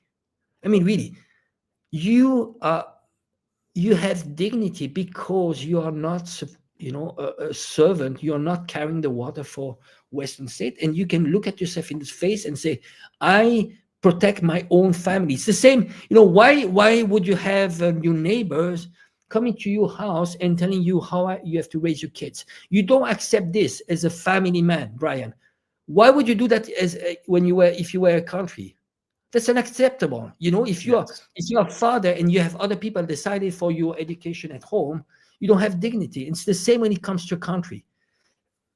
Yes. That's the point. It was just to answer to ideology. We don't care, ultimately. Yeah, well, the problem with Iran is that it is obviously the target of U.S. interference, subversion, sedition, has been for decades. And it's possible that there are political groups that are being backed by the West that are working their way into power. But that's up to the security apparatus in Iran to deal with it. If they cannot deal with it, then there's really no hope for Iran. Because like I said, it is a disease that, if left unchecked, will eventually consume a nation's sovereignty, which is what you're referring to, Angelo. Now, this question is important. Why does Iran support Hamas? Well, they don't support Hamas. They support certain people and factions within Hamas. And the whole point is precisely because it is from the Muslim Brotherhood and it is a creation in proxy of the West. They want to pivot it away from that toward a legitimate resistance organization. And then maybe the huge disaster that we've seen unfold from Gaza to southern Lebanon to now Syria, this might not have happened had Hamas been a legitimate resistance organization rather than a proxy and a provocateur. That's what it is. That's what it has always been. I saw there's another related question. I'm not sure if I can find it here right away, but the question was, why is Hamas supporting the government in Syria right now? Because they are Western proxies. They are from the exact same cloud of extremists that have been built up and spread out across the region since the British Empire was running it, and the US took over and have continued advancing all of this. So that's the reason why. Well, by the Angelo, way, you want to add something? Go ahead. Yeah, yes. we were heavily criticized. I mean, right after October 7, we actually pointed out that the background of Hamas was a Muslim Brotherhood, that Netanyahu actually supported Hamas because he needed the Hamas. And then because of this whole intelligence failure, in reality, it was convenient for Israel to have this October 7. And we see October 7, what it triggered. So in reality, the Hamas was a tool, but we are we support the Palestinian cause, this cause of self-determination. Again, no, it's not ideology driven. But when you look at the funding, Hamas and Qatar doesn't have, I do not believe that those countries, those monarchies, that are controlled by the US has any at heart the cause of Palestinians. Qatar, the UAE, Saudi Arabia have been working with Israel for long time. Yeah. But we were hammered by people, because I do understand, by people pro-Palestinians, because I do understand when you see those Hamas fighting against IDF, people take the easy equation, but in reality, Hamas was part of the problem. And when you look at where is Palestine, again, but it's very complex. Ultimately, I do understand also people that are criticizing Abbas, and the corruption and so on. It's extremely complicated issue. But we look at the funding. Was it an organic movement from Palestinians? No, it was the Muslim Brotherhood, and historically the Muslim Brotherhood is MI6, and it tells you everything there. Yes, and so this question, why do Muslim fundamentalists, I don't really like even calling them Muslims, because they're not real Muslims. They're extremists who have adopted or have been indoctrinated into a political perversion of Islam. The Muslim Brotherhood, for example, why do they allow themselves to be played by Western powers? This is a good question. The answer is they're not allowing themselves to be played by the West. They were created by the West. The West works with Saudi Arabia to deliberately target ignorant, vulnerable people, radicalize them, and recruit them. This is what they do. They have a whole pipeline for doing it. They also had a whole pipeline from Xinjiang in Western China, pulling out these extremists that were radicalized by the US, by Turkey, by Saudi Arabia for years and years, and then bringing them through Southeast Asia to Turkey, into Syria to fight alongside Al-Qaeda and ISIS. So this is a terrorist industrial complex, I guess you can call it. And it is created by the US, has nothing to do with Islam, is hiding behind a smokescreen of what they claim is Islam or fundamentalist Islam. But it isn't. It's just the US doing what it does everywhere. They have groups of people who are extremists like this here in Asia that have nothing to do with any kind of religion. They find any sort of social fault line, they exploit it, they radicalize people on both sides, and they use them against each other and against others in the region. This is what all empire has always done. It's a very old trick, and yet people still really aren't getting it, because they become so emotional, and their emotions blind them to reason and logic and history. And it's a shame, because it creates this endless cycle that cannot be broken. Let's see. Just to add one thing about when it comes to Muslim, I think, to be honest, we should just, I would just call them Muslim, but I would not put any connotation. Muslims are Muslim. Why would you be sectarian? This is actually the way it's been manipulated and played by the West.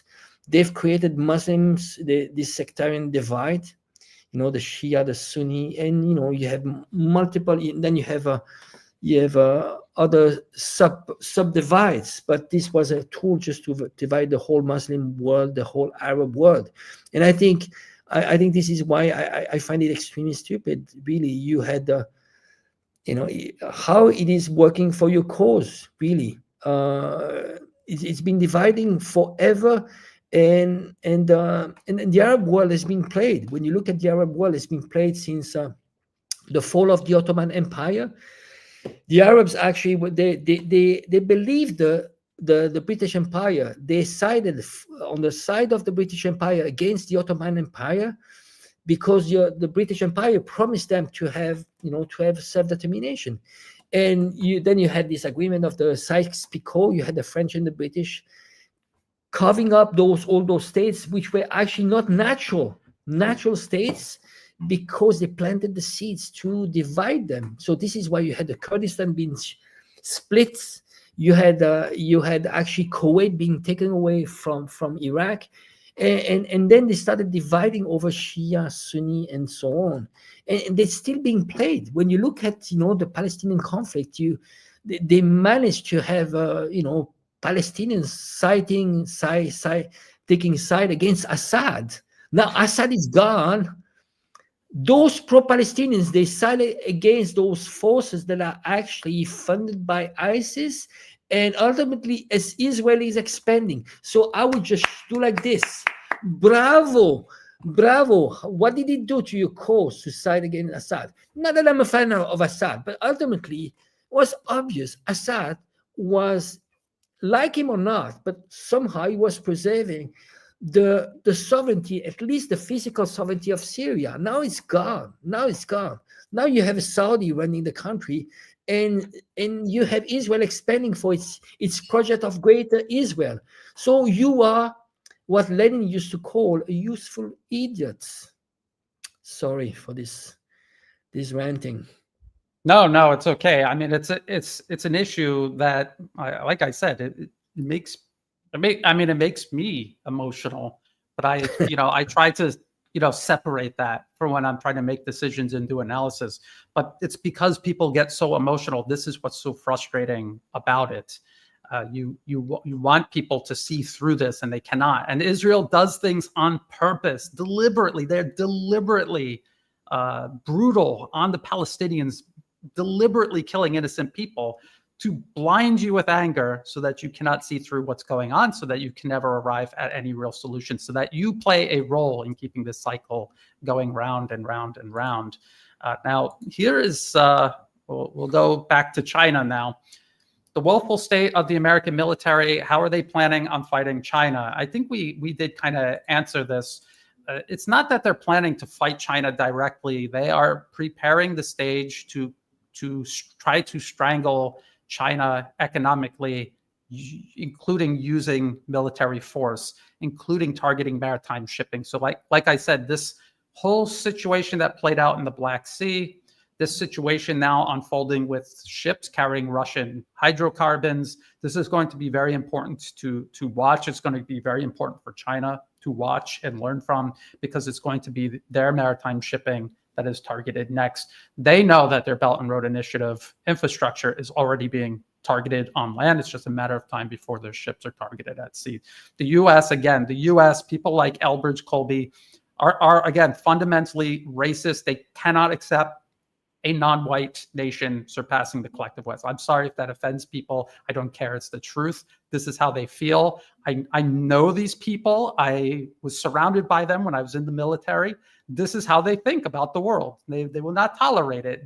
It is their worst nightmare, because they are so convinced of their superiority, to watch someone else surpassing them. This is like their mind is being blown, but they have access to nuclear weapons and a global spanning military force. So this is what makes it so dangerous.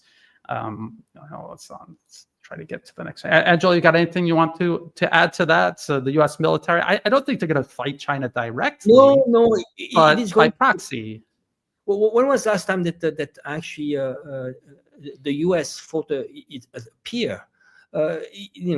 I don't know. We have to go back to Korea, I would say, but the U.S. doesn't fight the wars. Even World War II, if you really look at what happened, they were funding both sides. They propped up. They helped Hitler to get into power. Once Hitler was actually almost about to win the war, they started shifting, a huge production of tanks for the USSR, and funding the USSR on the Lend-Lease agreement, which, by the way, USSR and through Russia, they ended paying back, but ultimately they didn't fight World War II. They came when the war was over, and they even used 2 nuclear bombs that to Japan. That actually most Japanese, some Japanese, they even think that the USSR did that to them. That's how brainwashed they are. But in reality, that's what they do. They rather fund a country, push a country towards war, and they provide support, and ultimately they don't necessarily, in their strategy, they don't necessarily need to win. If they contain and destroy, and that's good enough.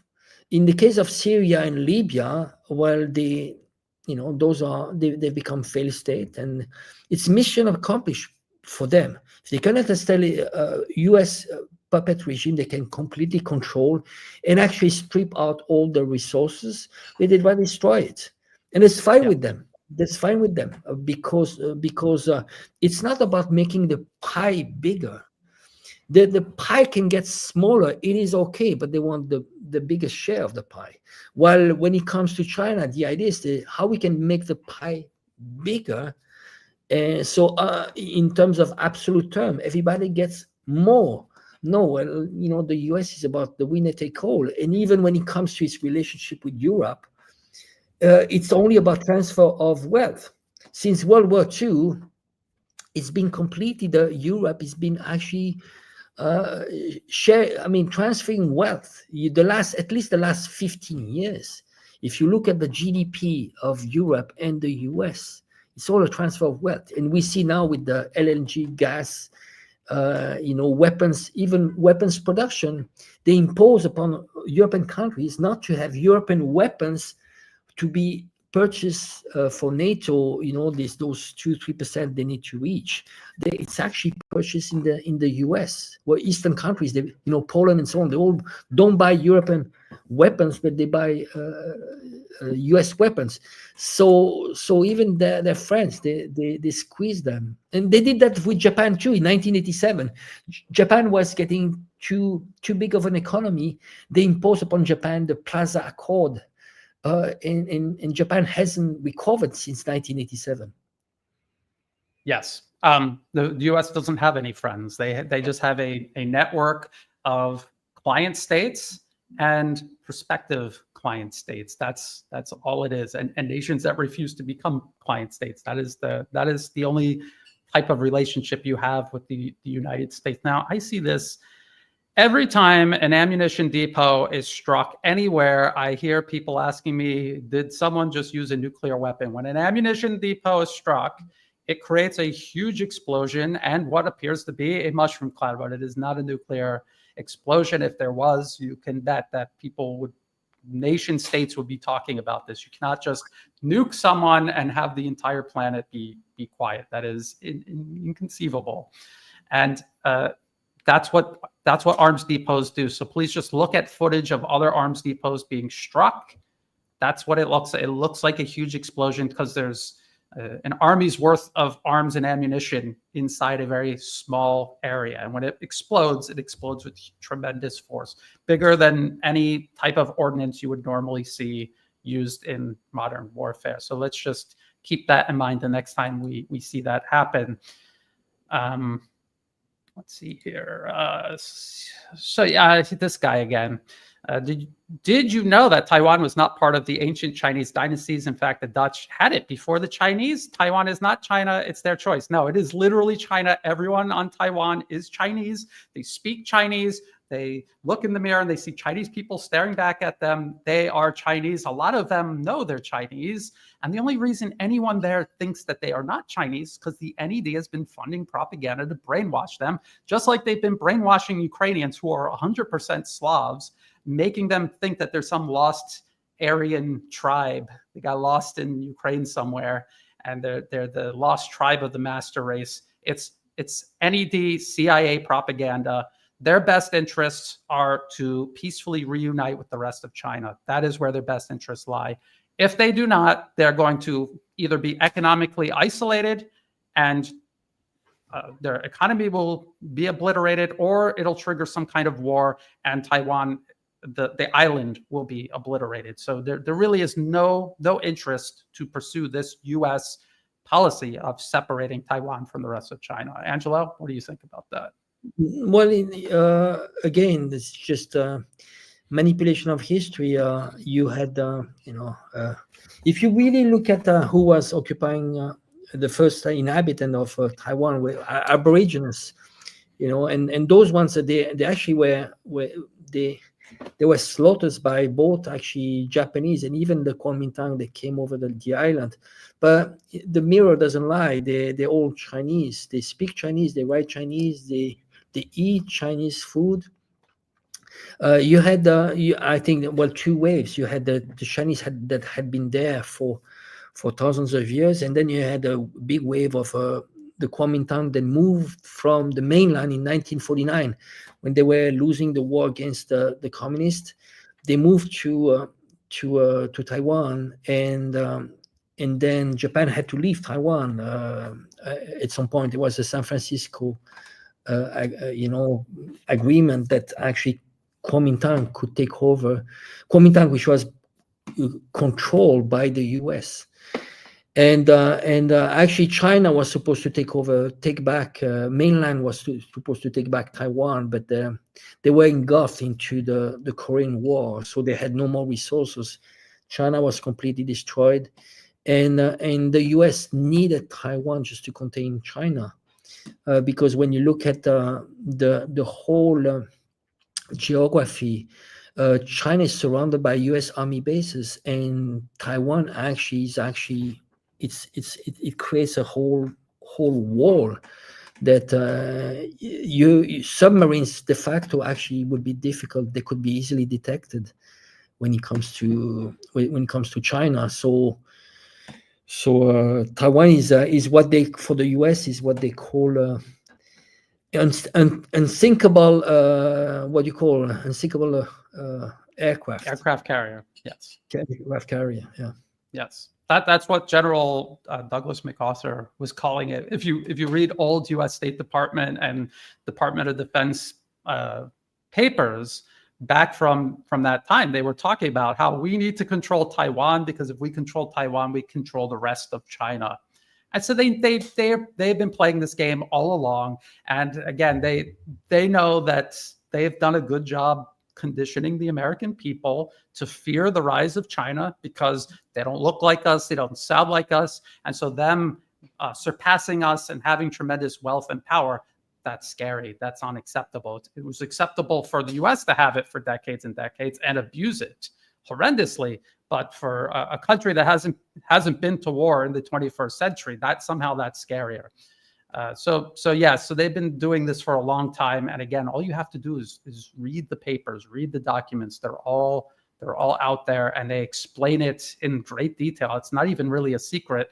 The thing is, a lot of people already hate China, and so they're not really trying to find out the truth. They're just trying to justify their hatred for China. That's what a lot of this is. When I have people confused about it, or who don't like China, and they're wondering why I'm a CCP shill or something, it's because they hate China to start with, because of bias, inherent bias, and they're just trying to justify it. But all we can do is just continue trying. Here's another one about Myanmar.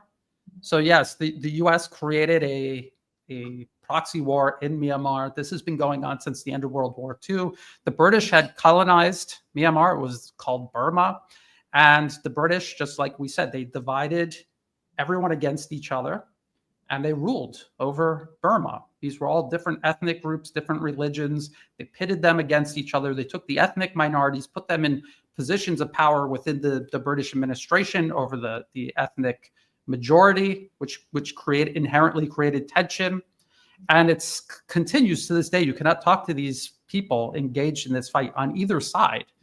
You cannot reason with them, because they are so blinded by these age-old British-created divisions in their society. It is terrible, and the country is dysfunctional because of it. If there is a chance for peace, it's ASEAN doing something about U.S. meddling in Southeast Asia.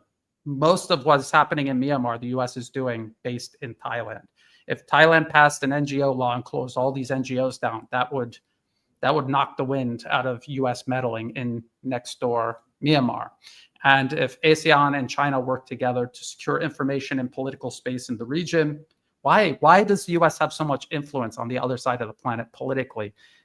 Influence that if any other country exercised inside the U.S. would be called interference, political interference, election interference, election meddling, would not be tolerated for a moment. Why should the U.S. be tolerated doing that? So that Myanmar is something to keep an eye on all throughout next year. It has the potential to become the next Libya or Syria, to be honest.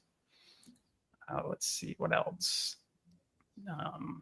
Going on to 2 hours. I think we'll cut it at 2 hours. I want to thank you, Angelo, for hanging in there. We said it was going to be question and answers. We went for half an hour without answering any questions. Let's see if there's any other.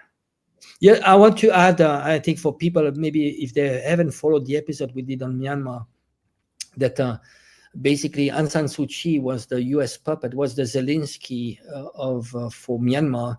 And so basically she was funded by the US. She was actually surrounded by Western, how can I say, governors that were controlling her.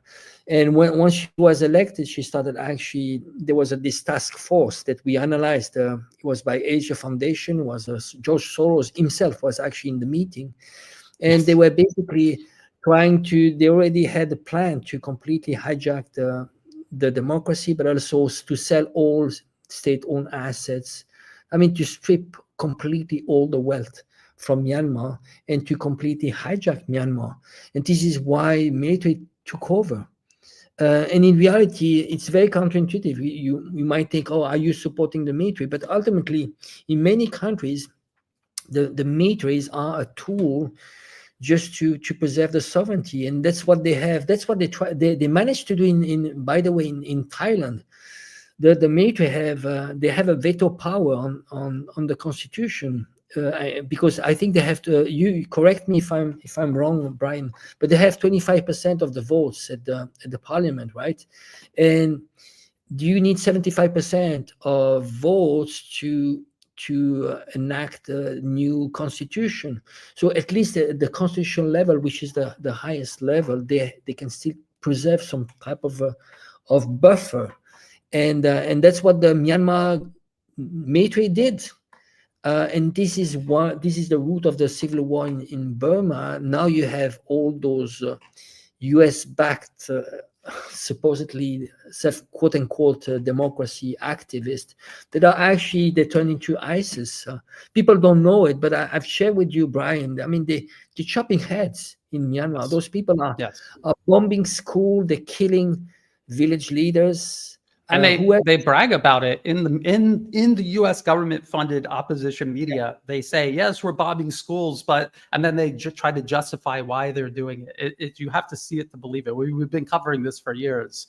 Please continue. Didn't mean to interrupt you, Angelo. No, it's people need to know, but it's very counterintuitive. People hear a military junta or coup. People need to understand that there are coups happening. Some are legitimate. Actually, military taking over is, it's the last buffer very often for those countries in the region, is that because they need to regain sovereignty. Who likes military rule government? I mean, nobody. But in reality, if you don't have sovereignty, you'd rather have the military running things until you find a system which is more inclusive, more mature, and compromising with the 100%, not dividing, because it's easy to divide a country like Myanmar. It's the most diverse country in the region. There are over 50 nationalities. It's extremely complex, and they have planted some seeds. When Myanmar became independent, the Western powers, they planted seeds for destabilize those places. So it is important to understand what is the root of the current civil war. But by the way, Myanmar has been under off and on tensions wars for forever. But the latest one is related to this puppet regime under Aung San Suu Kyi, which was working against our country. I don't even know if she spoke fluently Burmese, Myanmar language. She was kind of the same as Zurashvili, the French president of Georgia, which is supposed to step back. She was supposed to step back yesterday, right? Yeah, but I think so. She doesn't even speak well Georgian. She used to work for NATO. She's a student of Brzezinski. She was a student of Brzezinski, and she got the nationality, Georgian nationality, only I think 10 or 15 years ago. She doesn't even speak well Georgian. So Aung San Suu Kyi, she's that type of person. Yes. She spoke with a perfect British accent. I could tell you that. So yes, when this is what you're talking about, Angelo, are people that superficially see a military coup and they say that's bad. They overthrew an elected government. The problem is the government in Myanmar wasn't really elected. The whole election, the whole political process was imposed on Myanmar. Western-style democracy was imposed on Myanmar, and every aspect of it infiltrated and manipulated by the NED. I've showed the list endless list of programs the US government is funding, touching all of the most central aspects of a nation's sovereignty: the Constitution, the courts, elections, election monitoring, building political parties. The US is spending money building political parties. What if China was building a political party in the United States? How long would that be allowed to go on? And who would sit there and try to defend it? Nobody. Nobody would try. No one supporting China would even try to defend that. They would say, why are you doing what the US is doing? Don't become like the United States. So again, you have to look past the superficiality presented by the Western media and look at the actual facts. This isn't a question, but this is an important point.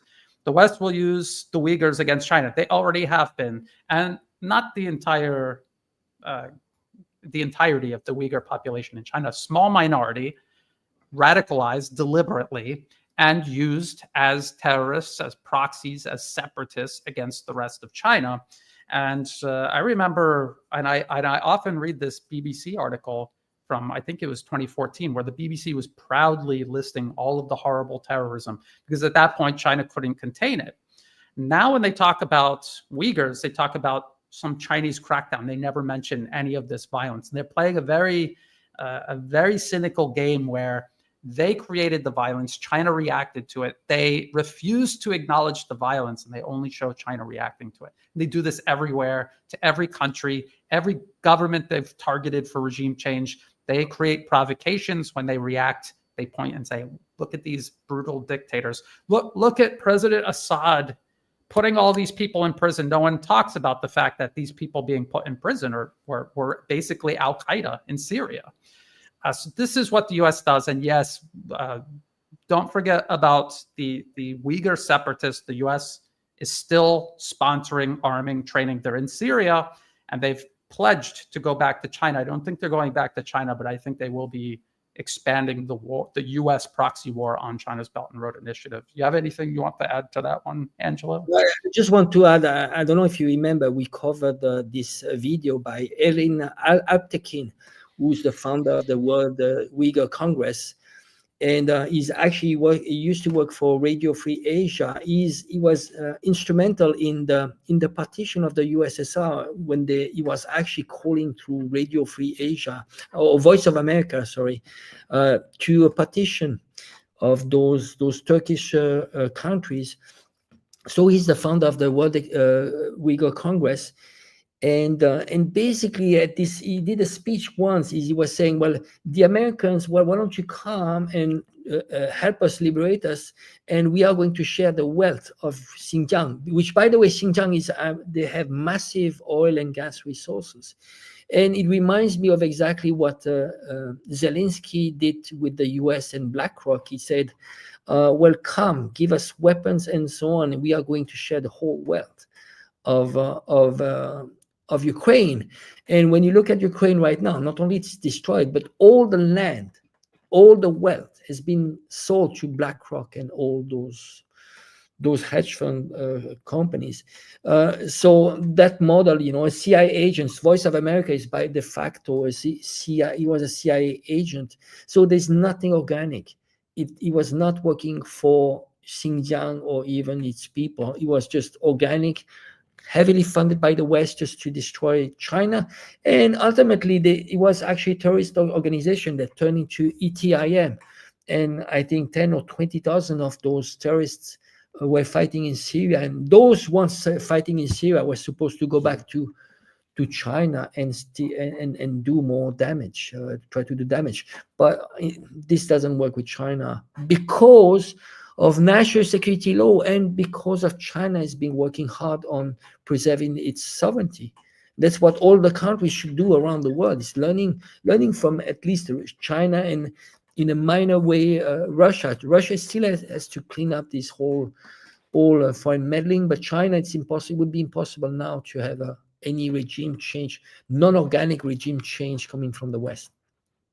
Yeah, so in addition to the collapse of Syria leading to now U.S. focus on Iran next, and the U.S. pivoting from Ukraine to China and having Europe try to step in and keep the war going in Ukraine.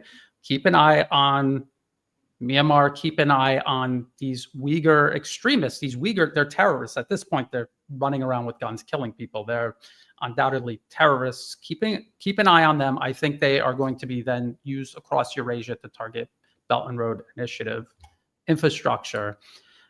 This is a good question. What can China do against West's propaganda machine? And Angela just got done saying that inside China, they control Chinese information and political space. Every nation should control it, just like they control their borders, their airspace, their shores. The problem is all of the nations China and Russia are doing business with cannot protect their information space. Here in Thailand, the largest, most popular social media platforms are all based in the US and are all openly and have for years and years been used as a tool to advance US foreign policy in each of these countries.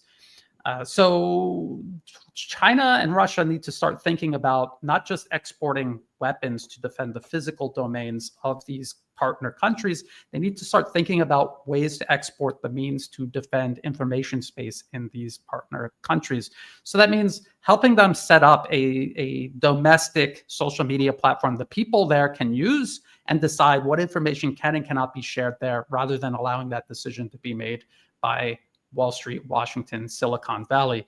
They also need to help them create pipelines to create real journalists, real diplomats, real administrators who are going to work for their country, not these people who go to the US on some internship and then come back as basically infiltrators. That's what Wisely, Fulbright, that's what all of these programs, the NED money, USAID money, that's what it's flowing in to do, to create infiltrators, to displace people who hold the interests of their country as a priority, replace them with people that hold Western interests as a top priority. That's what China and Russia can do to help. Just a couple of things off the top of my head.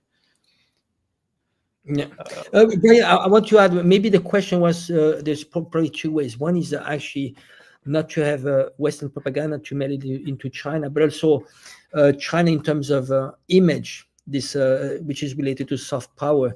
And I would say that I think when it comes to communication to the West, China and probably Russia in a minor way is kind of giving up to try to give a good message to the West, because the West is a completely control system on propaganda, anti-China propaganda. The budgets, I would just give you an example. There's a bill which is for 5 years, which is only related to China, on demonizing China.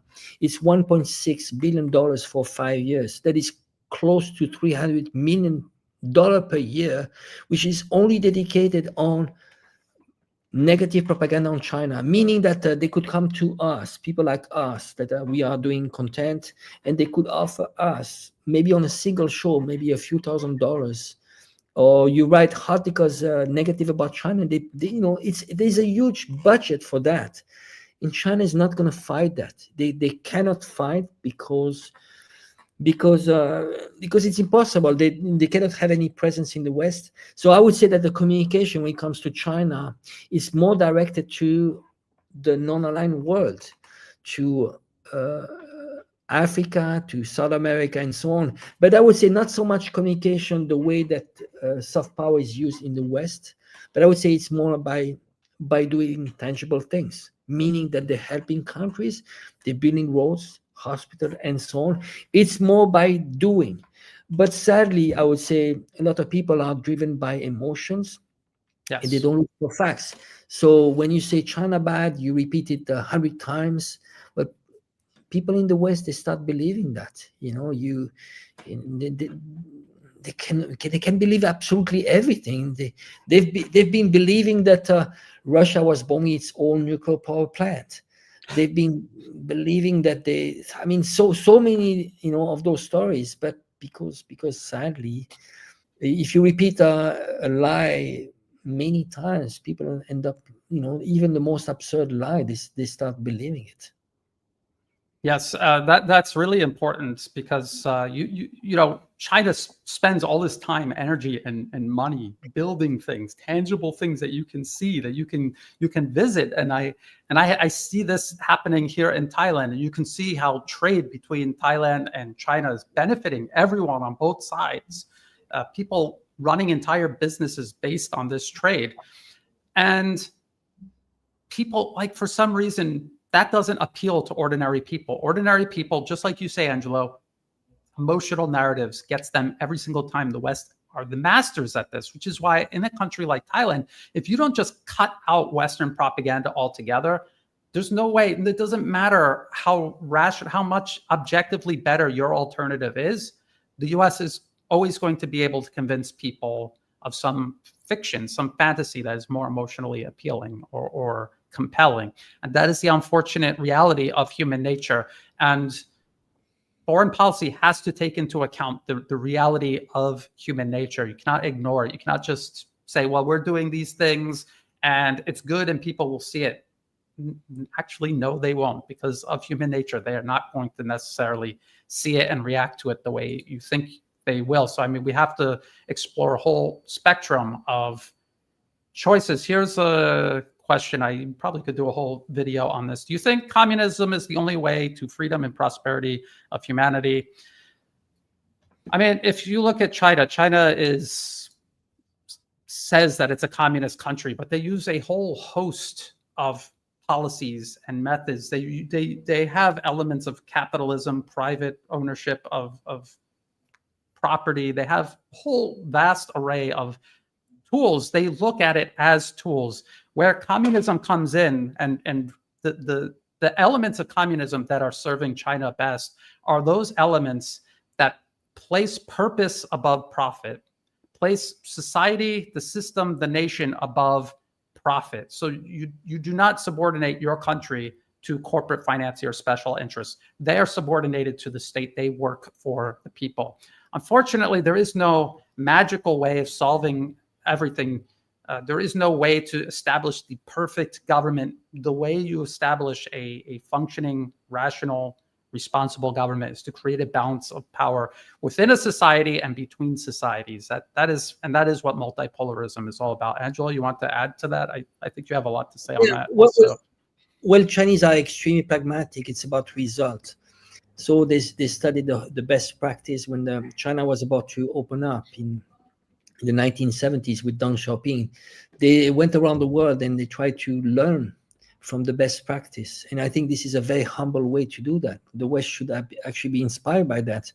If people are doing better, you need to follow who's doing well and try to apply with your own characteristic.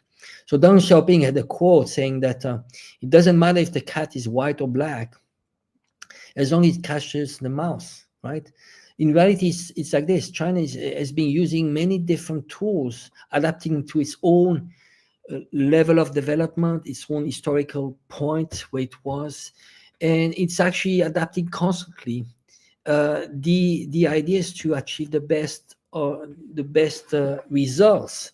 So it's not stuck into communist, and actually it doesn't actually like labor.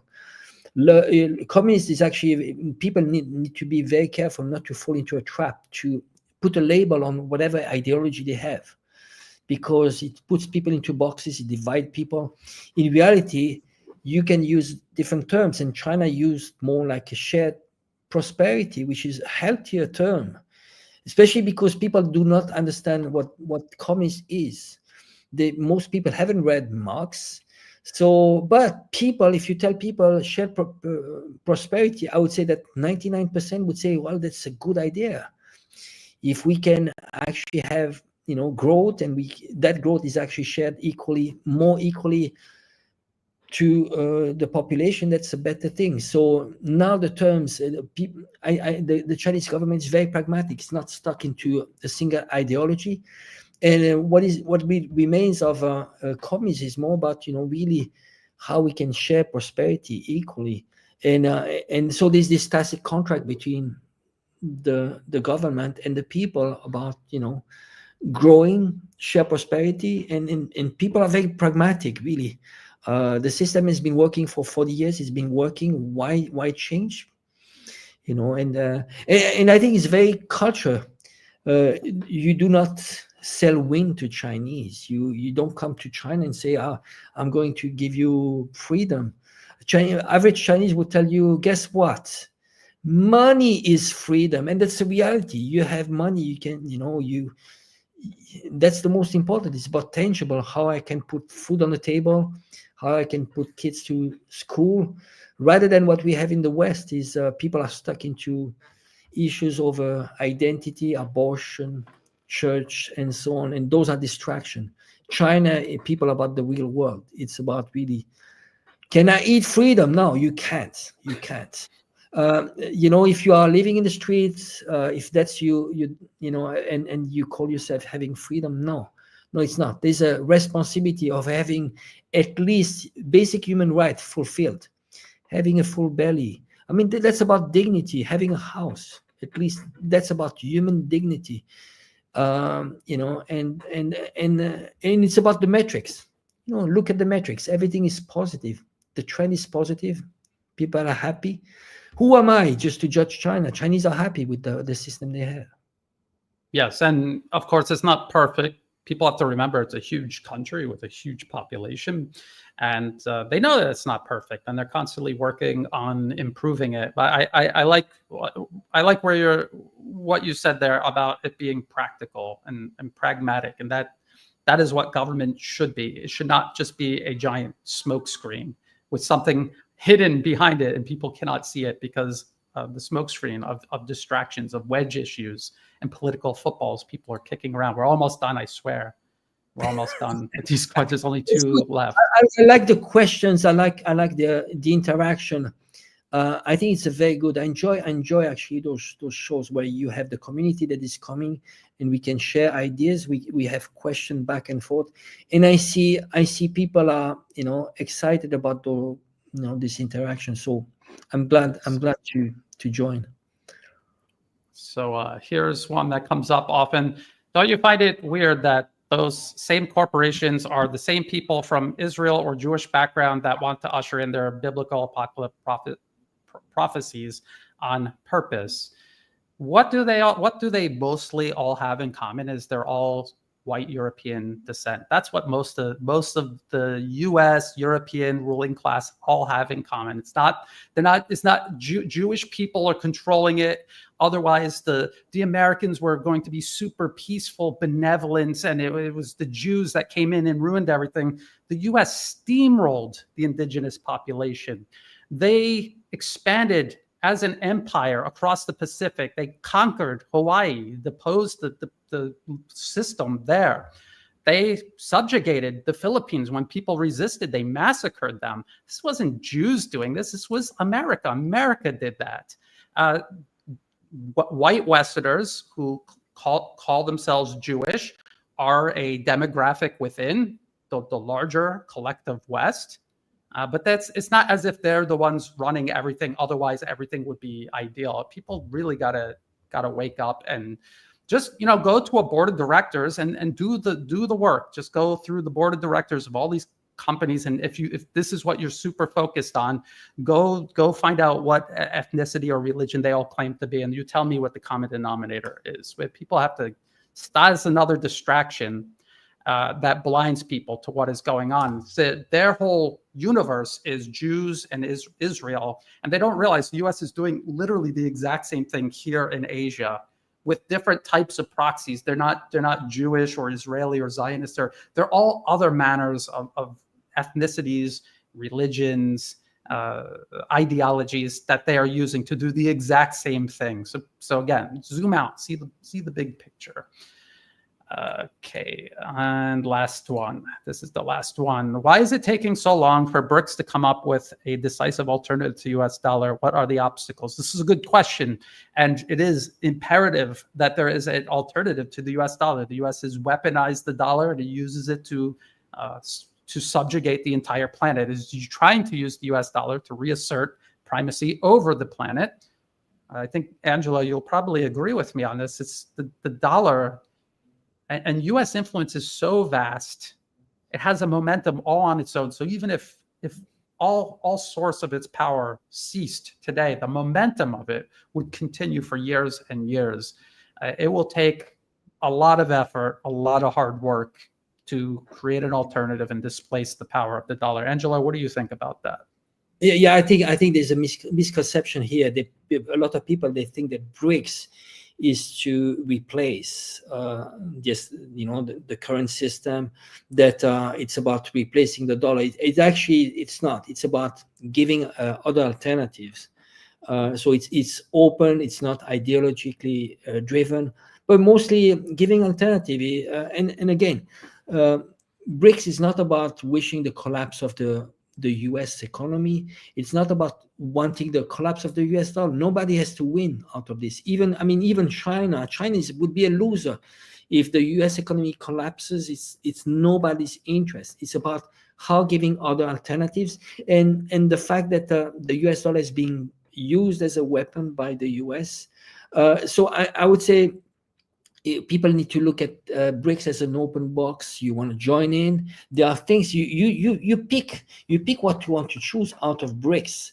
And I would say it is about for a lot of countries about regaining their sovereignty, because once you are free to use whatever currency you want, system of payment, then you are actually more regaining some type of sovereignty.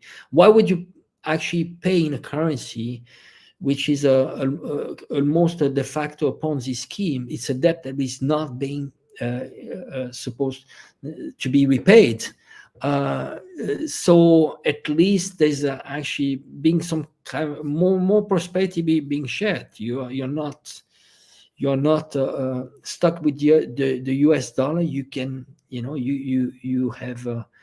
you have more flexibility to trade in other tools, because we don't know exactly what would be those tools. They are talking about being linked to some type of a cryptocurrency, blockchain, but this will happen, but it is going to be gradual. But again, it's not going to replace anytime soon the US dollar.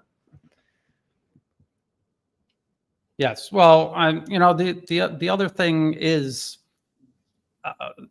you're talking about the global economy. I mean, again, I was just looking at news coming out of China. Just the Chinese economy is so massive.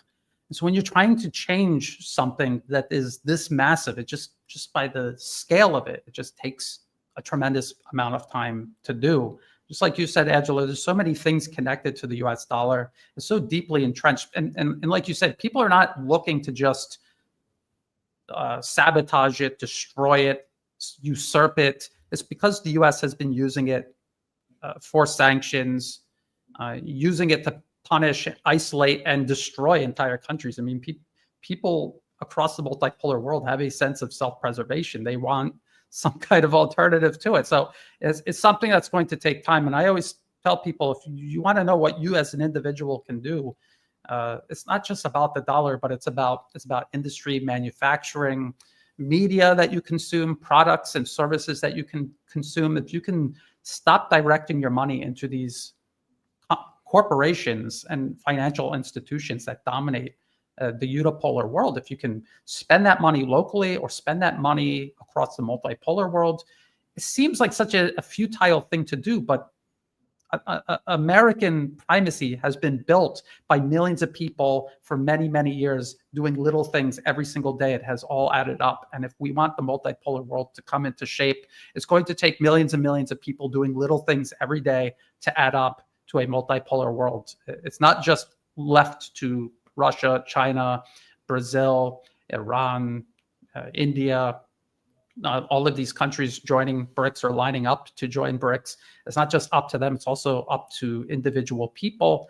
And it's also about, if Russia and China are not going to do anything to protect the information space in their partner nations, it's up to people across the alternative media to try to do what they can to achieve this. So I think that's a good place to end it. Angelo, do you have any final thoughts? It's 2024 going into 2025. Well, I'd like to, on a lighter note, I'd like to wish everybody like a Merry Christmas, whatever. I mean, a Happy New Year. Just to try to be more positive. Sadly we cover a lot of things negative, that might seem negative, but ultimately I would say a positive note. I think those are tensions that are normal. We are not going to be out of work, geopolitical work anytime soon. But I would say that is the nature of the human nature. We need to be positive somehow. There are bumps on the road. Hopefully, there are solutions to be found, and the most important is that there's no bigger confrontation at the global level. But I'm positive that things are going to be well. So I would like to wish everything good, like families, healthy lifestyle, just even though we hear, I actually wish we were covering other topics. It could be like fitness, or could be like space industry. I was doing other things more fun, because this is it seems a bit negative, but this is we try. I would say to people, try to take this as something lighter. It's just, we have bumps, but ultimately, it's important just to stay healthy. Yeah. Yes, that's a good point. Actually, I kind of wanted to bring that up, but I don't even know how to approach it. Look, I do geopolitical analysis because there are certain issues that I don't see people addressing, and I just feel the need to inform people, and I don't like doing it. I wish there was, like, my blood pressure was up on the screen so people could see it while I'm talking about these issues, and then they might get a glimpse into how I feel doing this. But there are things that we can do. The alternative media is helping raise awareness. We are in a way forcing, and the multipolar world is forcing the collective West to react. The NED burying all of its funding. Disclosures, I think that is a response to what we have been doing. In addition to that, I think we should think about more positive things we can do locally or collectively to contribute to a better world, not just focus on what is wrong with the world, but focus on what we can do for the world as well. And I learned a lot here in Thailand. The king of Thailand, King Rama IX, had this sufficiency economics that he promoted throughout his entire life. His son promotes it now all across the country. You can see millions of people have benefited from this. And I myself woke up and realized, just as Angelo was saying, the West obsessed with all these nonsense issues and like material, practical issues and real work that gets your hands dirty, growing food, making things. This whole world was opened up to me here. I learned that here in Thailand, and I've always wanted to try to share that. So maybe in the next year, and Angela, maybe a topic that you want to talk about, maybe we could try to diversify a little bit. It doesn't always have to be geopolitics, because it takes its toll. I could tell you this year, I've never felt this exhausted. I don't know if it's just like, I don't know, collectively building up, but we'll just try some new things maybe next year. So thank you again, Angelo. Thank you everyone who tuned in. Again, check the video description below for all the places you can find and follow my work, also Angelo's work, also different ways you can help support either one of us. That's all listed in the video description below. Again, thank you, and we'll see you next year. Bye.